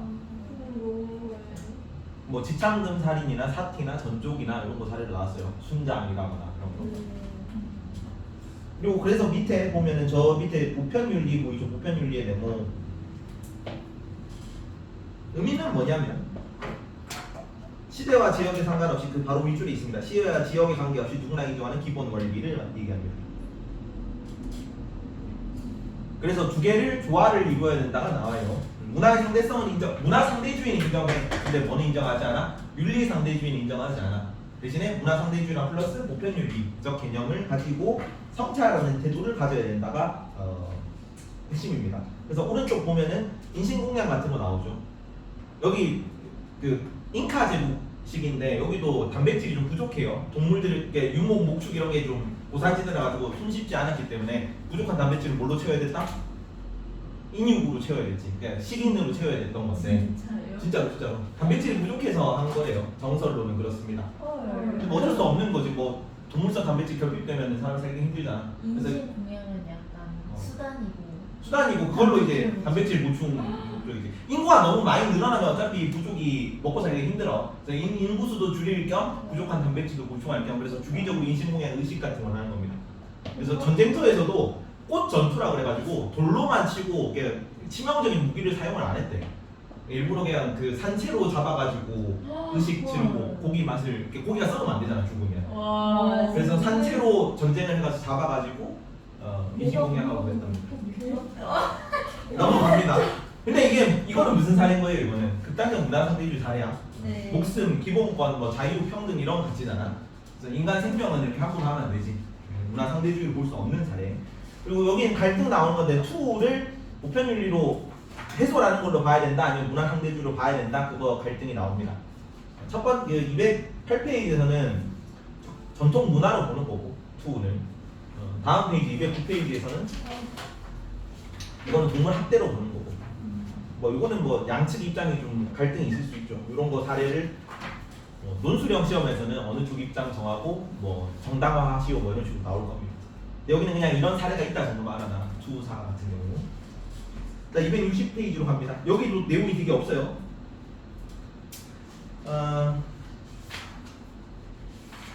석유 하루 소비량이 제일 많다. 석유 소비량이 제일 많다는 얘기고.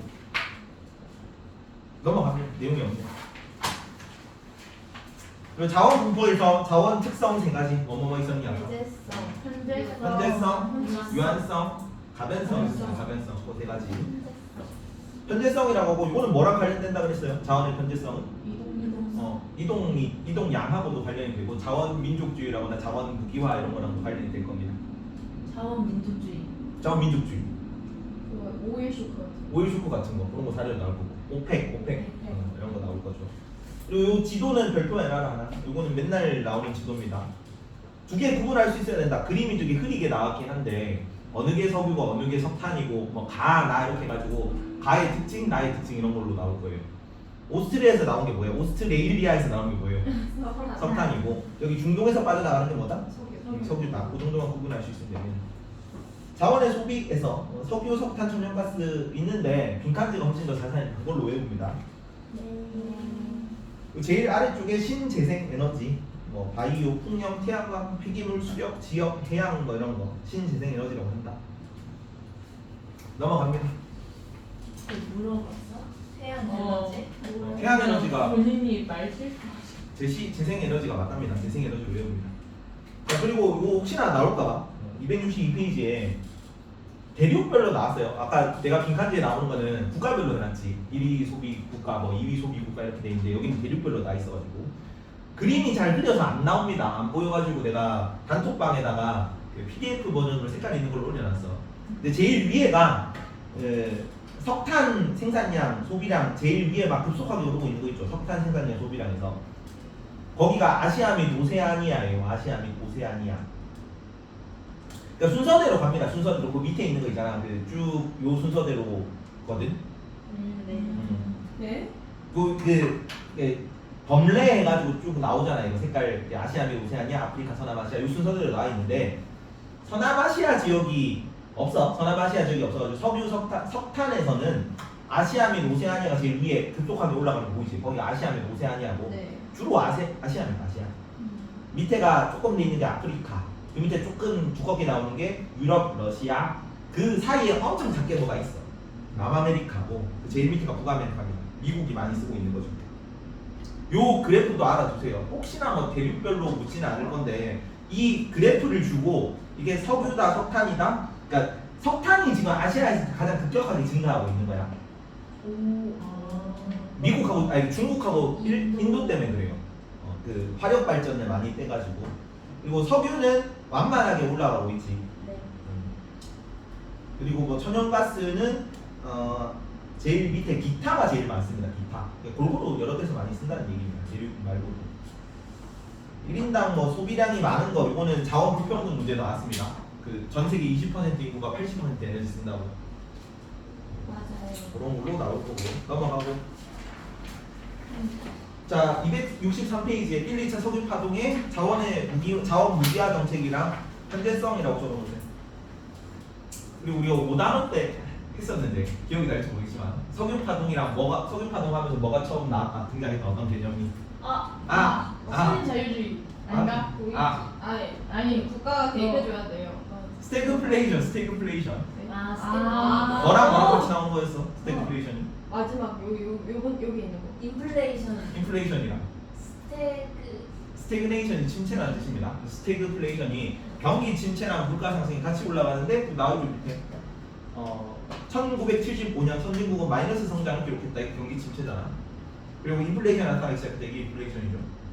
같이 합쳐가지고 스태그플레이션이 나타나던 시기. 그래서 뭐 신자유주의로 변경되는 계기가 됐죠.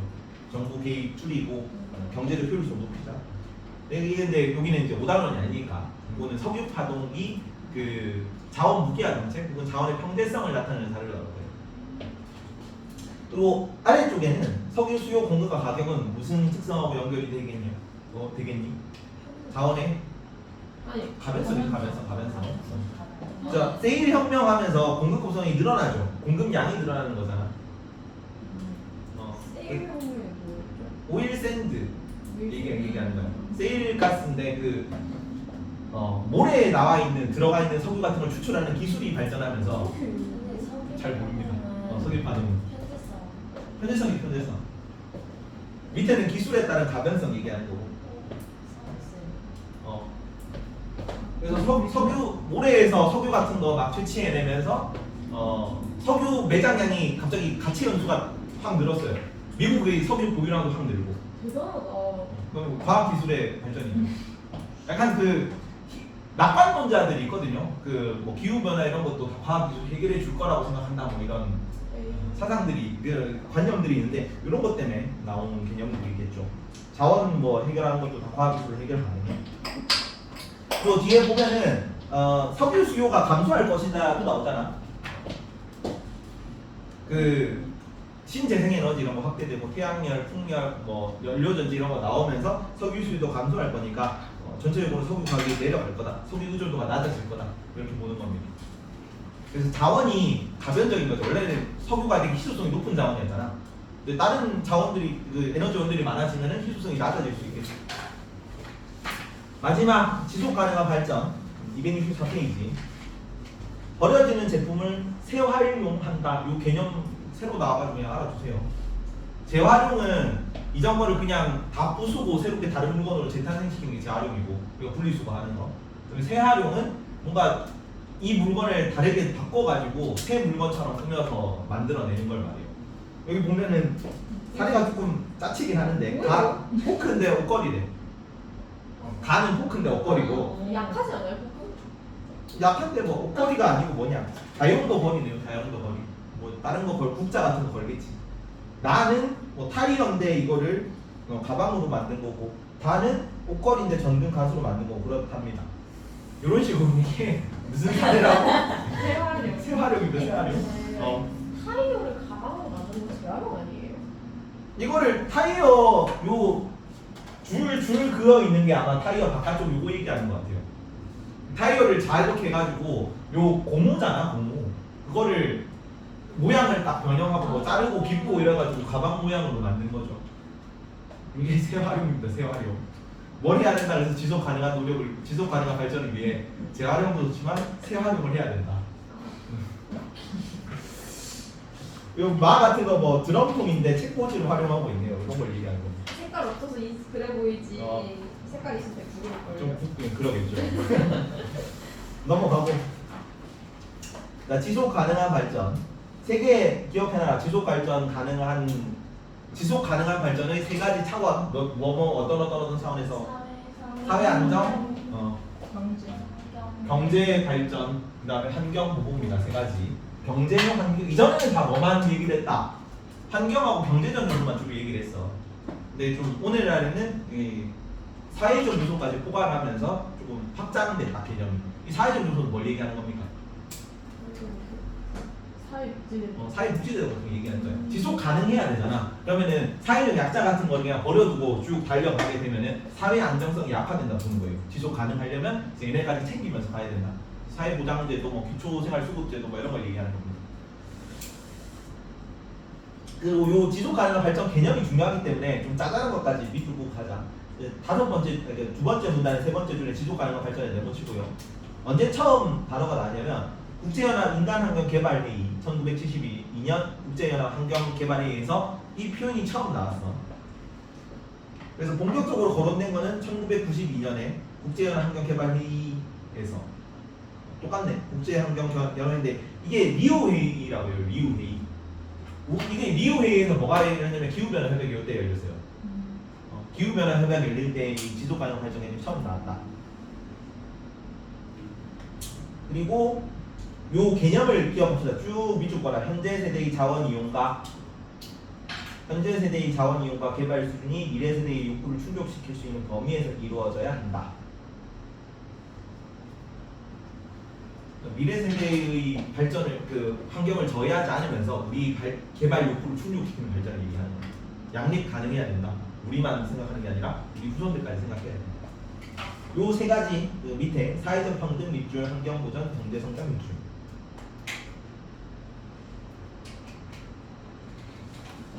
그리고 아래쪽에 지속 가능한 발전 목표 외웁시다. 이거 용어 찾아봤는데 SD가 서스테이너블이고 지속 가능함이잖아요.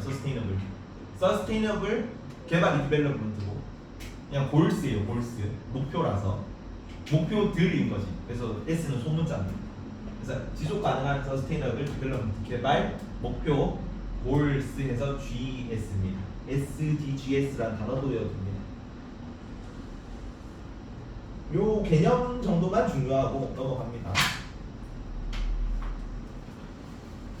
그리고 자원에서 이거 조금 이따 보자.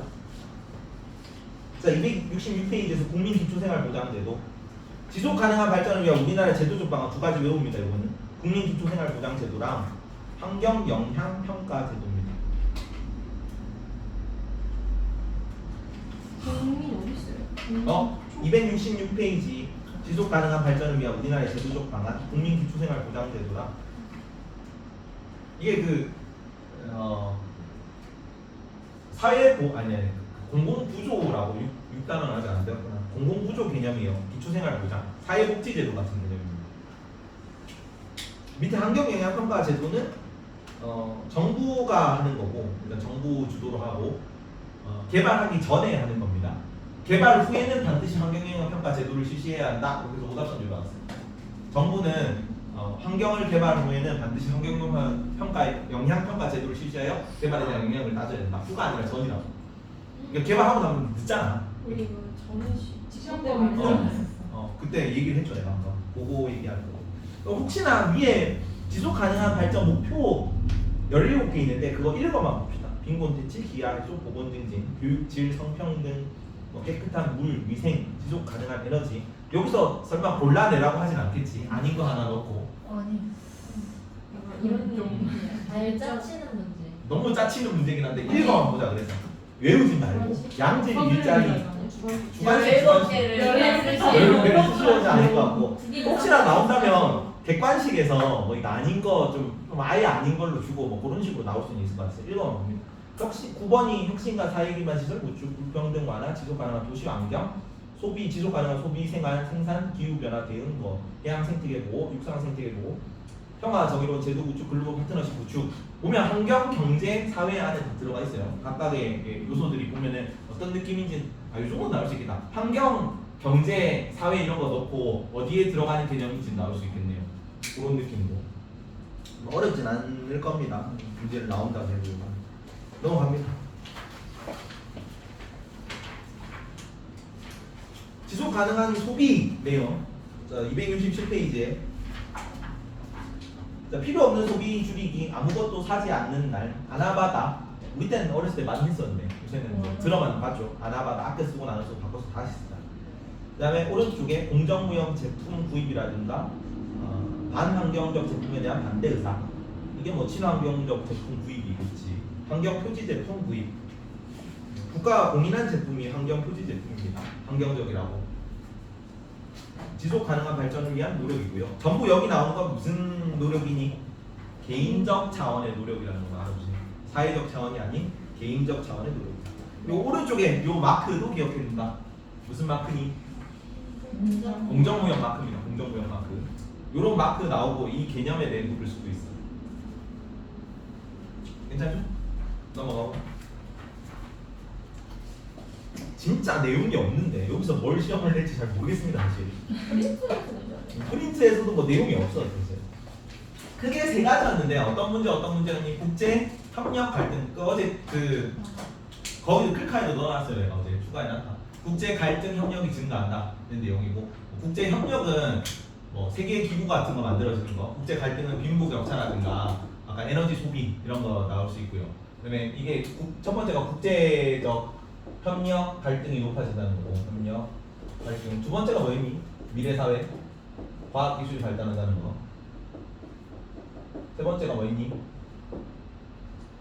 환경 변화 이런 거 세 가지 여기 얘기가 나왔습니다. 뭐에서 저쪽이 소식이요?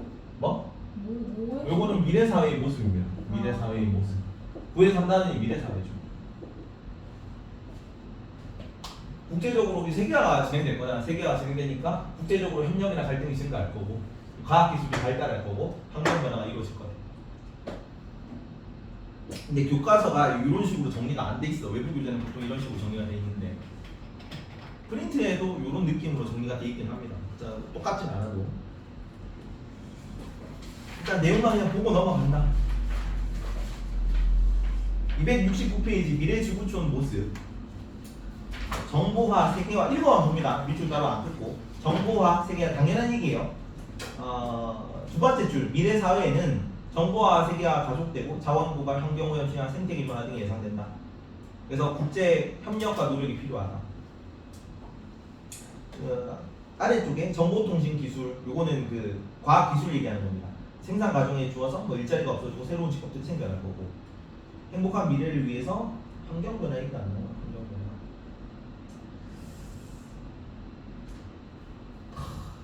뭐 지구 공동체 아래쪽에만 밑줄 끕니다. 저기 지구 공동체 구성원으로서 미래사회 방향 2번에 두 번째 줄이죠. 지구 공동체 일원으로서의 권리와 의무를 다한다. 여기다가 세계 시민의식이라고 적어놨습니다. 세계 시민의식. 세계 시민의식을 가지란 말입니다.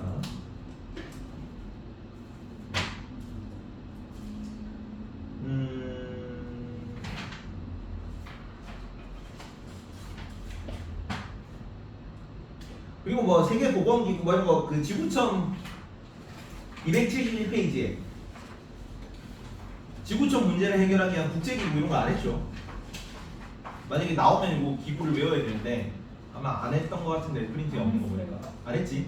넘어갑니다. 그리고 272페이지에 환경을 생각하는 삶인데 272페이지에 노 임팩트 맨에만 내보시세요. 임팩트가 영향이라는 뜻이죠. 환경에 영향을 주지 않는 환경을 파괴하지 않는 삶을 하나 둘 셋 넷 네 번째 줄에 1년 동안 환경에 피해 주지 않고 살기 활동을 뜻하는 실천한 다큐멘터리 겸 영화입니다. 책도 쓰고 저자가 이렇게 뭐 살아봤다 이런 얘기고 미래사회 환경 변화 이런 거에 나올 수 있겠죠. 지속 가능한 발전 이런 걸로 나올 수 있을 거예요. 요까지고 15분 정도 남았는데 12시까지 하면 이거 너네 학교 프로그램이거든. 하나만 몇 개만. 왜 이렇게 많아요? 어? 너네 그 7, 9단원 전체라서. PPT도 받아봤습니다. 근데 내용 거의 비슷하고 내가 그 빈칸지 한 거랑 그렇게까지 많이 차이 안 나는데. 어디 있죠? 뒤로. 게시판. 내가 적은 게 어디 있을까? 내가 뭐 하나 적은 게 있었는데 여기 있나? 하나씩 받고 하나 둘 셋. 교과서에서 빠진 내용 하는 거 봅시다. 15분 컷 냅시다. 자, 3페이지. 동양문화권 공통점으로 무슨 용사 짓는다? 무슨 바람 때문이에요? 계절풍. 편서풍 어디 나요? 유럽 지역이. 그래서 편서풍 때문에 여기는 무슨 농사밖에 못 짓는다? 밀농사. 그래서 무슨 밀농사밖에 못 짓기 때문에 뭐도 같이 한다? 호남농업, 목축 같이 하는 호남농업이었죠. 벼농사 계절풍 영향이랑 3페이지에 벼농사라고만 적어놓을게요. 벼농사. 빠진 내용만 봅니다. 나머지는 다 예전에 한 내용이고 넘어가고요. 그리고 5페이지에 이만 적자 4페이지 보고 4페이지 밀 목축 뭐예요? 지역별 특징에서 밀 목축 북서유럽의 혼합농업이고 자 밑에 남부유럽 올리브, 포도, 레몬 수목농업 넘어가고 요 그림도 봐야 된다. 그림도 보고 어느 지역인지 알 수 있어야 돼. 이거 어디예요? 이거 삐까뻔쩍한 2번은 아마 거기일 겁니다. 그 펠린 대성당 북서유럽 쪽에 크리스트교 이게 1번은 어디지? 이거 무슨 강인데 무슨 강일까 이거? 잠깐만 무슨 다리 그냥 공통적인 걸 유의한 게 아닐까요? 유럽 지역이 강이 많다. 유량이 풍부하고 그런 것만 나타내는 것 같은데 그럼 어느 강인지 특정이 안 되네요. 그리고 2번은 아마 그 독일 펠린 대성당일 겁니다. 자주 나오는 거. 밑에는 밀농사 짓는다는 얘기. 유사한 게 특징이 별로 안 나오네요. 넘어가고. 건조문화권에서 5페이지 밑에 1번 별표 하나 쳐보세요. 요 그림이 나올 수도 있습니다. 요 그림이 뭘까요 이건? 1번. 관계농업이에요. 관계농업. 이전에는 관계농업 할 때 실제로 농사를 지을 때 물을 계속 고여놨거든요. 그럼 어떻게 해요? 원래 여기는 어떤 건조기후 때는 뭐가 특징이에요? 뭐보다 뭐가 많다? 강수량보다 증발량이 많다. 그래서 물을 대놓으면은 지표면에 드러내놓으면은 금방 날아간단 말이야. 되게 물이 많이 들었겠지. 그래서 오늘날은 어떻게 하냐면 밑에서 지하수를 끌어다 쓰는데 관계농업하면서 지하수에서 이렇게 좀 관계 시설 같은 걸 해서 밭에까지 직접 연결하는데 그걸 아래에서 끌어다 쓰면서 스프링클러로 계속 돌려요. 안 했어요? 여기서 이제 스프링클러로 물이 쭉 이렇게 일자로 돼 있어. 일자로 돼가지고 여기서 이렇게 물이 나오는 거지. 그래서 여기서 밭을 작물을 기르는데 중간에 이렇게 그게 있고 스프링클러를 이렇게 빙글빙글 돌리니까 밭이 어떤 형식으로? 원형으로 조성돼요. 어느 기후 특징이라고? 건조기후에 나와요. 왜냐면은 물이 많이 부족한 지역이니까 물 소비량을 최소화하기 위해서 이렇게 하는 거예요. 원형의 관계농업, 원형 농장 뭐 이런 표현도 나올 겁니다. 설명이 좀 제대로 안 돼 있어서 근데 이 그림이 나온 애들이 사막문화권인지 몰라요. 이거 그냥 동그라미만 나와 있잖아. 건조문화권 특징이다. 건조문화권의 농업 방식입니다. 최근 농업 방식이야. 이전에는 안 이랬어요. 넘어갑니다. 아프리카 문화권에서 대부분 열대기후에 속할 거고 대규모 단일 기후작물 재배, 커피, 카카오 뭐예요? 무슨 농업? 플랜테이션 농업이에요. 플랜테이션 농업, 커피, 카카오 이런 거 기른다는 거 알아두고 위에 그 이동식 화전농업 할때 뭐 기억나니? 그거 마 카사바 얌 이런 거 들어봤어. 카사바 얌. 카사바 얌. 이거는 전통적 농업 방식이야. 이건식 가정 농업. 넘어갑니다. 7페이지에 이거는 내가 일부러 언급을 안 했는데 헷갈릴까봐 그 언급돼 있으니까 언급을 합니다. 남아메리카랑 북아메리카랑 라틴 아메리카 그다음에 그 앵글로 아메리카가 지역 부분이 다르댔죠. 네. 중부 아메리카는 남북으로 따질 때는 북부 아프리카로 들어가요. 왜냐면 파나마 운하가 여기 미국이 있고 이렇게 있는데 여기가 파나마 운하가 있거든. 여기 잘랐을 때 여기 들어갈 때 여기 중부 아메리카 지역은 북부 아메리카인데 언어를 무슨 언어를 쓰냐면 라틴어를 써요. 얘는 영국 지배받았으니까 여기는 전부 영어 쓰잖아. 근데 멕시코 뭐 이런 지역은 전부 다 라틴어를 쓴다. 문화권으로 따지면 뭐예요? 문화권을 따지면 라틴 아메리카 문화권이야. 그래서 남부 아메리카인데 남부 아메리카인데 아니 북부 아메리카인데 라틴 아메리카예요. 그래서 파나마 문화를 기준으로 합니다. 나와 있어서 언급을 합니다.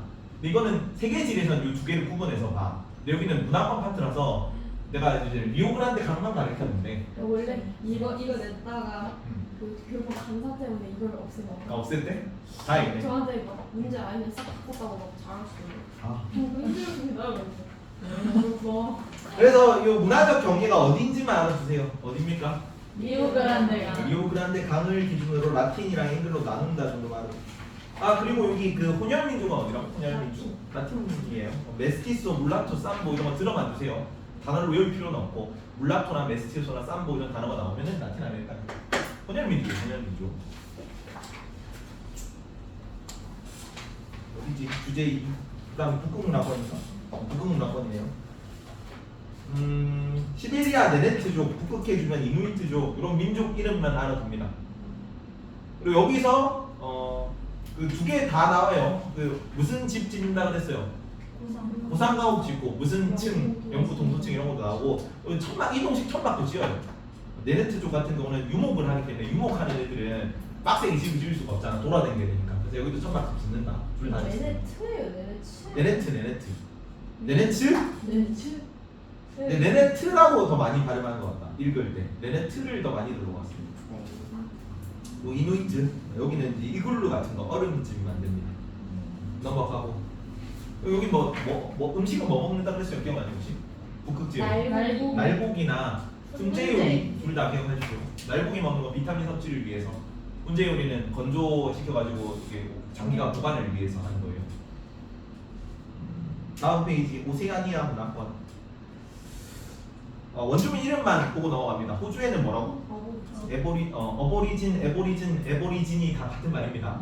에보리진. 뉴질랜드는 마오리죠. 그리고 뭐를 하냐면 기업적 목축을 많이 해요. 여기서 기업적 목축, 양떼, 소떼 막 이런 거. 그 호주산 소고기가 많잖아. 그런 거. 이제 호주 양 사육.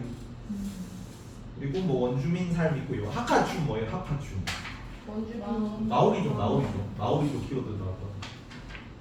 다음 페이지 문화 변동 이런 거 막 너무 많이 해서 넘어갑니다. 쭉 넘어가고 11페이지 문화 변동 양상 비교 그거만 한번 더 보자. 11페이지에 자기 문화 정체성 유지 여부 문화 병조는 O, 제3의 문화 형성은 X, 문화 다양성 증진은 O, 문화 융합에서 자기 문화 정체성 유지 여부는 O, 제3의 문화는 O, 문화 다양성 증진은 O, 문화 동화에서 자기 문화 정체성 유지가 X, 제3의 문화는 X, 문화 다양성도 X. 넘어갑니다. 전통 문화 뭐 내용이 없어가지고 대충 하셨겠죠 아마 선생님도. 가르칠 내용이 없습니다. 넘어갑니다. 그래서 뭐 고유 문화를 고수하는 게 재해석하는 건가? 창조적으로 재해석하는데 우리 문화 전통을 바꾸지 않고 고수한다. 오답선지로 나올 거예요 그냥. 오답선지 창조적으로 재해석하는 거는 받아들여가지고 우리 현실에 맞게 변형하는 거잖아. 문화 상대주의 얘기에서도 뭐 극단적 문화 상대주의 경계한다 혹은 자문화 중심주의, 사대주의 뭐 구분하는 거, 절대주의, 상대주의 비교하는 문제가 나올 거고요. 순기능, 역기능, 자문화 중심주의의 순기능 뭐니?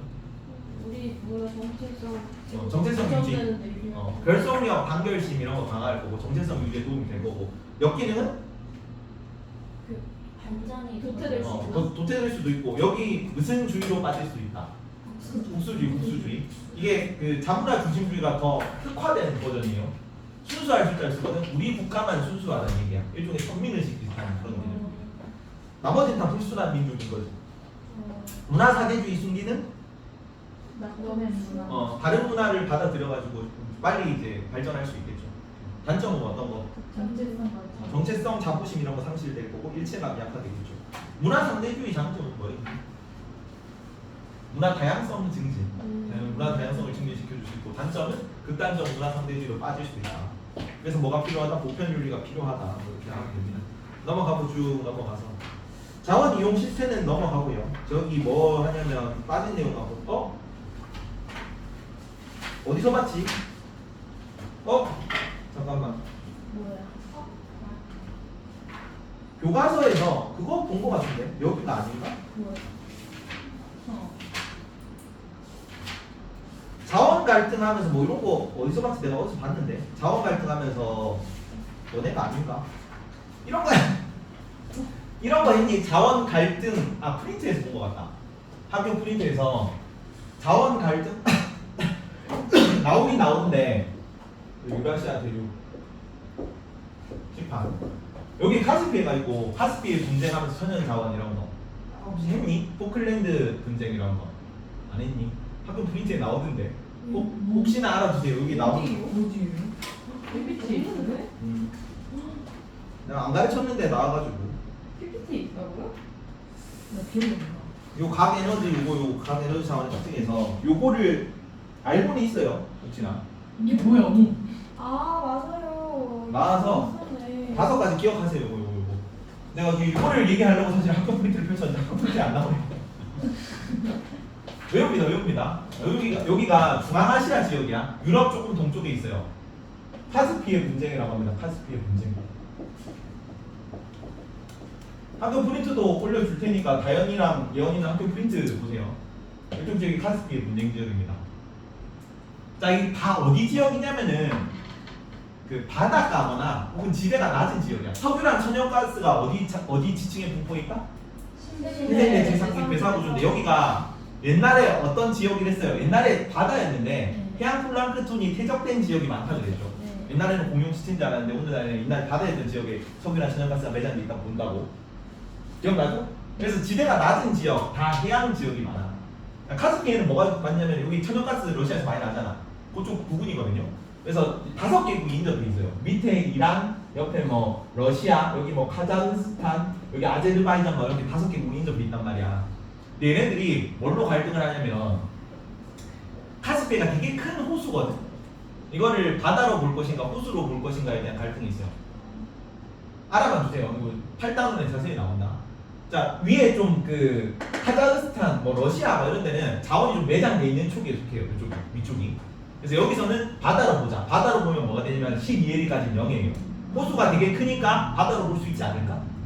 그러면 우리는 0이니까 우리 여기 있는 자원은 내가 마음대로 개발할 권리가 있는 거네. 이렇게 얘기를 하는 거고 밑에 이란 같은 경우는 이쪽은 자원이 거의 매장이 안 돼 있대. 자원이 매장이 안 됐으니까 이게 뭐 그 바다냐? 다 둘러싸여 있는 호수지. 호수는 어떻게 봐? 다 같이 얘네들이 인접국이 전부 다 동등한 자격이 있는 거야. 이 자원을 공동 개발할 수 있는 거지. 그래서 서로 바다로 보자, 호수로 보자, 뭐 이렇게 서로 갈등 중인 지역이고. 그리고 포클랜드가 여기 있어요. 포클랜드 지역입니다. 포클랜드 분쟁이에요. 포클랜드 분쟁. 누구랑 갈등 중이냐면 아르헨티나랑 영국이 갈등 중입니다. 여기 지역이 다 무슨 문제냐면 전부 다 그 밑에 해양 자원 예전에는 섬 크기가 작잖아. 그 크기가 맞게 가치가 없다고. 여기 지금 남중국해 분쟁, 그다음에 그 동중국해 분쟁 뭐 이런 것도 옛날에는 무인도라 가지고 크게 신경 안 쓰던 지역이야. 근데 왜 이게 문제가 되냐면 유엔이 막 자원조사 같은 거 쭉 하면서 여기 천연자원이 많이 매장돼 있는 것 같아. 이러면서 그럼 내가 이 땅이 내 땅이면 우리 영해면 내가 이 천연자원 다 내 거네. 이러면서 서로 영유권 주장하면서 갈등이 불거진 거예요. 여기는 포클랜드가 옛날에 영국이 식민 지배할 때 영국이 식민 지배했던 조그마한 섬이에요. 그리고 영국 이주민들이 많아서 주민투표까지 했거든. 아르헨티나 바로 옆에 붙어 있단 말이야. 그래서 주민투표 붙이니까 아르헨티나 국민 할래? 영국 국민 할래? 하면 영국이 더 선진국이니까 원래 그리고 영국에서 왔던 사람들이고 영국 이주민들이고 우린 영국 땅 할래요 했단 말이야. 근데 바로 옆에 있는데 포클랜드 바로 옆에 있는 섬 우리로 치면 독도인데 독도가 주민투표 해가지고 우린 일본 땅 하려고 한 거예요. 그래서 아르헨티나가 무력 침공했다가 그 포클랜드 섬을 무력 침공했다가 영국이 잠수함 끌고 와가지고 격퇴해가지고 아직도 영국 땅입니다. 그리고 안에 당연히 밑에 자원이 많이 내장돼 있을 거고 서로 영유권을 주장하는 상태예요. 여기 포클랜드 분쟁이다. 그리고 북극해 분쟁은 여기 북극해 분쟁인데 둘러싼 나라들 다 해당됩니다. 러시아, 뭐 러시아 여기 있죠. 러시아 여기 있잖아. 러시아. 그다음에 미국 이 뭐 때문에 들어가냐면 알래스카가 여기 있죠. 알래스카가 여기 그 러시아한테 사는 지역이잖아. 이거 여기 그 캐나다 옆에네. 여기 캐나다 옆에. 여기가 알래스카 지역이고. 알래스카도 미국 거고. 여기 캐나다는 캐나다가 붙어 있으니까 북극이. 그래서 러시아, 뭐 캐나다, 그다음에 뭐 그 여기 있는 그 알래스카 때문에 미국, 그다음에 여기 있는 나라들까지 뭐 아일란드, 그린란드 뭐 이런 나라들까지 다 한 발짝씩 걸쳐가지고 북극에 있는 자원 내 거라고 얘기하는 상황입니다. 북극의 문제예요. 북극의 문제. 그다음에 여기서 아시아 쪽에서 누가 제일 문제냐면 중국이 제일 문제입니다. 동중국해 분쟁, 남중국해 분쟁이에요. 동중국해, 남중국해. 뭐죠? 동남이가 뭐죠? 어, 이- 이렇게 위에. 이건 그냥 그 중국. 지도를 조금만 자세히 보여줄게요. 여기가 인도가 있고 남부 아시아죠.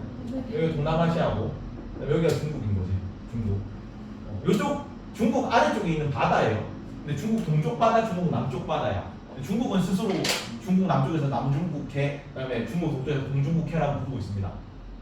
남중국해, 동중국해 문제인데 여기도 옛날에 무인도였어. 그리고 가장 최근에 점령했던 사람은 사실 누구였냐면 일본이 2차 세계대전 하면서 동남아를 침공했었거든. 그때 전초 기준으로 삼는다고 이 무인도들은 뭐 그 석유 수급 기지나 혹은 뭐 병력 주둔지로 썼단 말이야. 근데 일본이 그 2차 세계대전에서 핵 들어가고 항복했지. 그래서 주인이 없어졌어. 그 주인이 없어지면서 그 한 10년쯤 있다가 10년 동안 좀 벌어졌어요. 일본 항복하고 나서도. 근데 10년쯤 있다가 이제 유엔이 이 주변에 천연자원이 많은 것 같아라 하니까 관련국들이 다 우리 땅이 인접돼 있으니까 다 우리 땅이 얘기하는 거야. 그리고 중국이 제일 욕심이 많거든요. 중국이 원래 대륙국가인데 해양국가로 막 뻗어나가면서 바다에 대한 영향권을 확대하려는 과정에서 주변국들의 이익을 막 침해하고 있는 중이야. 그래서 남쪽, 동쪽 이거는 동중국해는 일본이랑 중국 싸우고 있는 거고 여기는 뭐 베트남, 인도네시아, 말레이시아 이런 나라에서 중국이 싸우고 있는 중입니다. 다 천연자원이랑 관련이 있어. 그래서 다 자원 분쟁입니다. 5개 외우세요. 카스피해 분쟁, 북극해 분쟁, 포클랜드 분쟁, 동중국해, 남중국해 분쟁입니다. 혹시나 나올까봐 자원 갈등과 관련된 거야. 이것도 자원의 현재성과 관련된 거겠죠. 동중국해, 일본, 중국 가스전. 여기는 일본 나라만 적어보자. 일본, 중국. 혹시나 나라 이름 어쩌고 저쩌고 주고 나서 어느 지역을 고르시오 이런 문제가 나올 수도 있을 것 같아서 여기는 러시아, 캐나다, 미국, 덴마크 정도. 포클랜드 분쟁은 영국하고 아르헨티나. 카스피해 분쟁은 러시아, 아제르바이잔. 이름 좀 길죠? 이란, 투르크메니스탄. 이런 나라들 이름이 나오면 위치를 골라낼 수 있어야 돼. 여기는 동중국해는 일본이랑 중국이랑 싸우고 일본 여기 있으니까 일본, 중국 싸우고 있는 거고 남중국해는 중국, 필리핀, 말레이시아 됩니다. 이런 나라들 이름이 나오면은 여기입니다. 여기. 여기까지만 합시다. 나머지 뒤에는 뭐 일반적인 내용입니다. 4번. 소름 돋는 왜? 12시네. 그래서 12시 맞춰서 한 겁니다. 와. 네. 분야에 지속 가능합니다. 미래 예측. 힘들다. 저기 11페이지만 보자. 제일 마지막 프린트에 9의 3단원 너무 내용이 없어서 사실. 미래 예측이 필요한 이유. 미래에 발생할 위험을 막고 뭐 환경 변화라든가 뭐 미래 지구촌 갈등이라든가 자원 고갈 뭐 이런 거 얘기하는 거고 미래에 발생할 위험을 막고 유연하게 대응하기 위해 모습은 더욱 복잡해지고 변할 수 있기 때문에 불확실성이 커졌다라고 보면 됩니다. 불확실성이 커졌다. 세 가지 사례가 나오는데 국가 간 협력 갈등 심화죠. 협력 및 갈등 심화. 협력 강화는 국제기구나 자유무역 확대, 갈등 심화는 빈부격차, 영토 문제, 문화적 차이 같은 거. 과학기술 발전에서는 윤리 문제, 생명윤리, 신종 바이러스, 특정 직업 소멸 이런 거로 나올 거고, 환경 문제는 우리 쭉 봤던 거, 지속 가능한 개발이라든가 환경 해발이라든가, 기후 변화 해발 두 가지만 기억해놔. 기후 변화 해발 두 가지 뭐예요? 도토리. 특히나 이제 뒤에 두 개가 나올 거예요. 파리 협약하고 교토 의정서 두 개를 기억해 주십시오. 이거 마지막 지구 12페이지 지구촌 형성에서 지구촌이라는 거는 세계화가 되면서 마을 단위로 줄어들었다. 지구가 굉장히 작아졌다 얘기를 하는 거고요. 형성 배경은 교통 통신 발달이겠지. 그래서 지구 공동체 일원으로서 어떤 태도를 가져야 딱 개방적인 태도를 가지고 세계 시민으로서 공동체 의식을 강화해야 된다, 함양해야 된다라고 하면 됩니다. 넘어갑니다. 끝. 이거 다 외우고 이해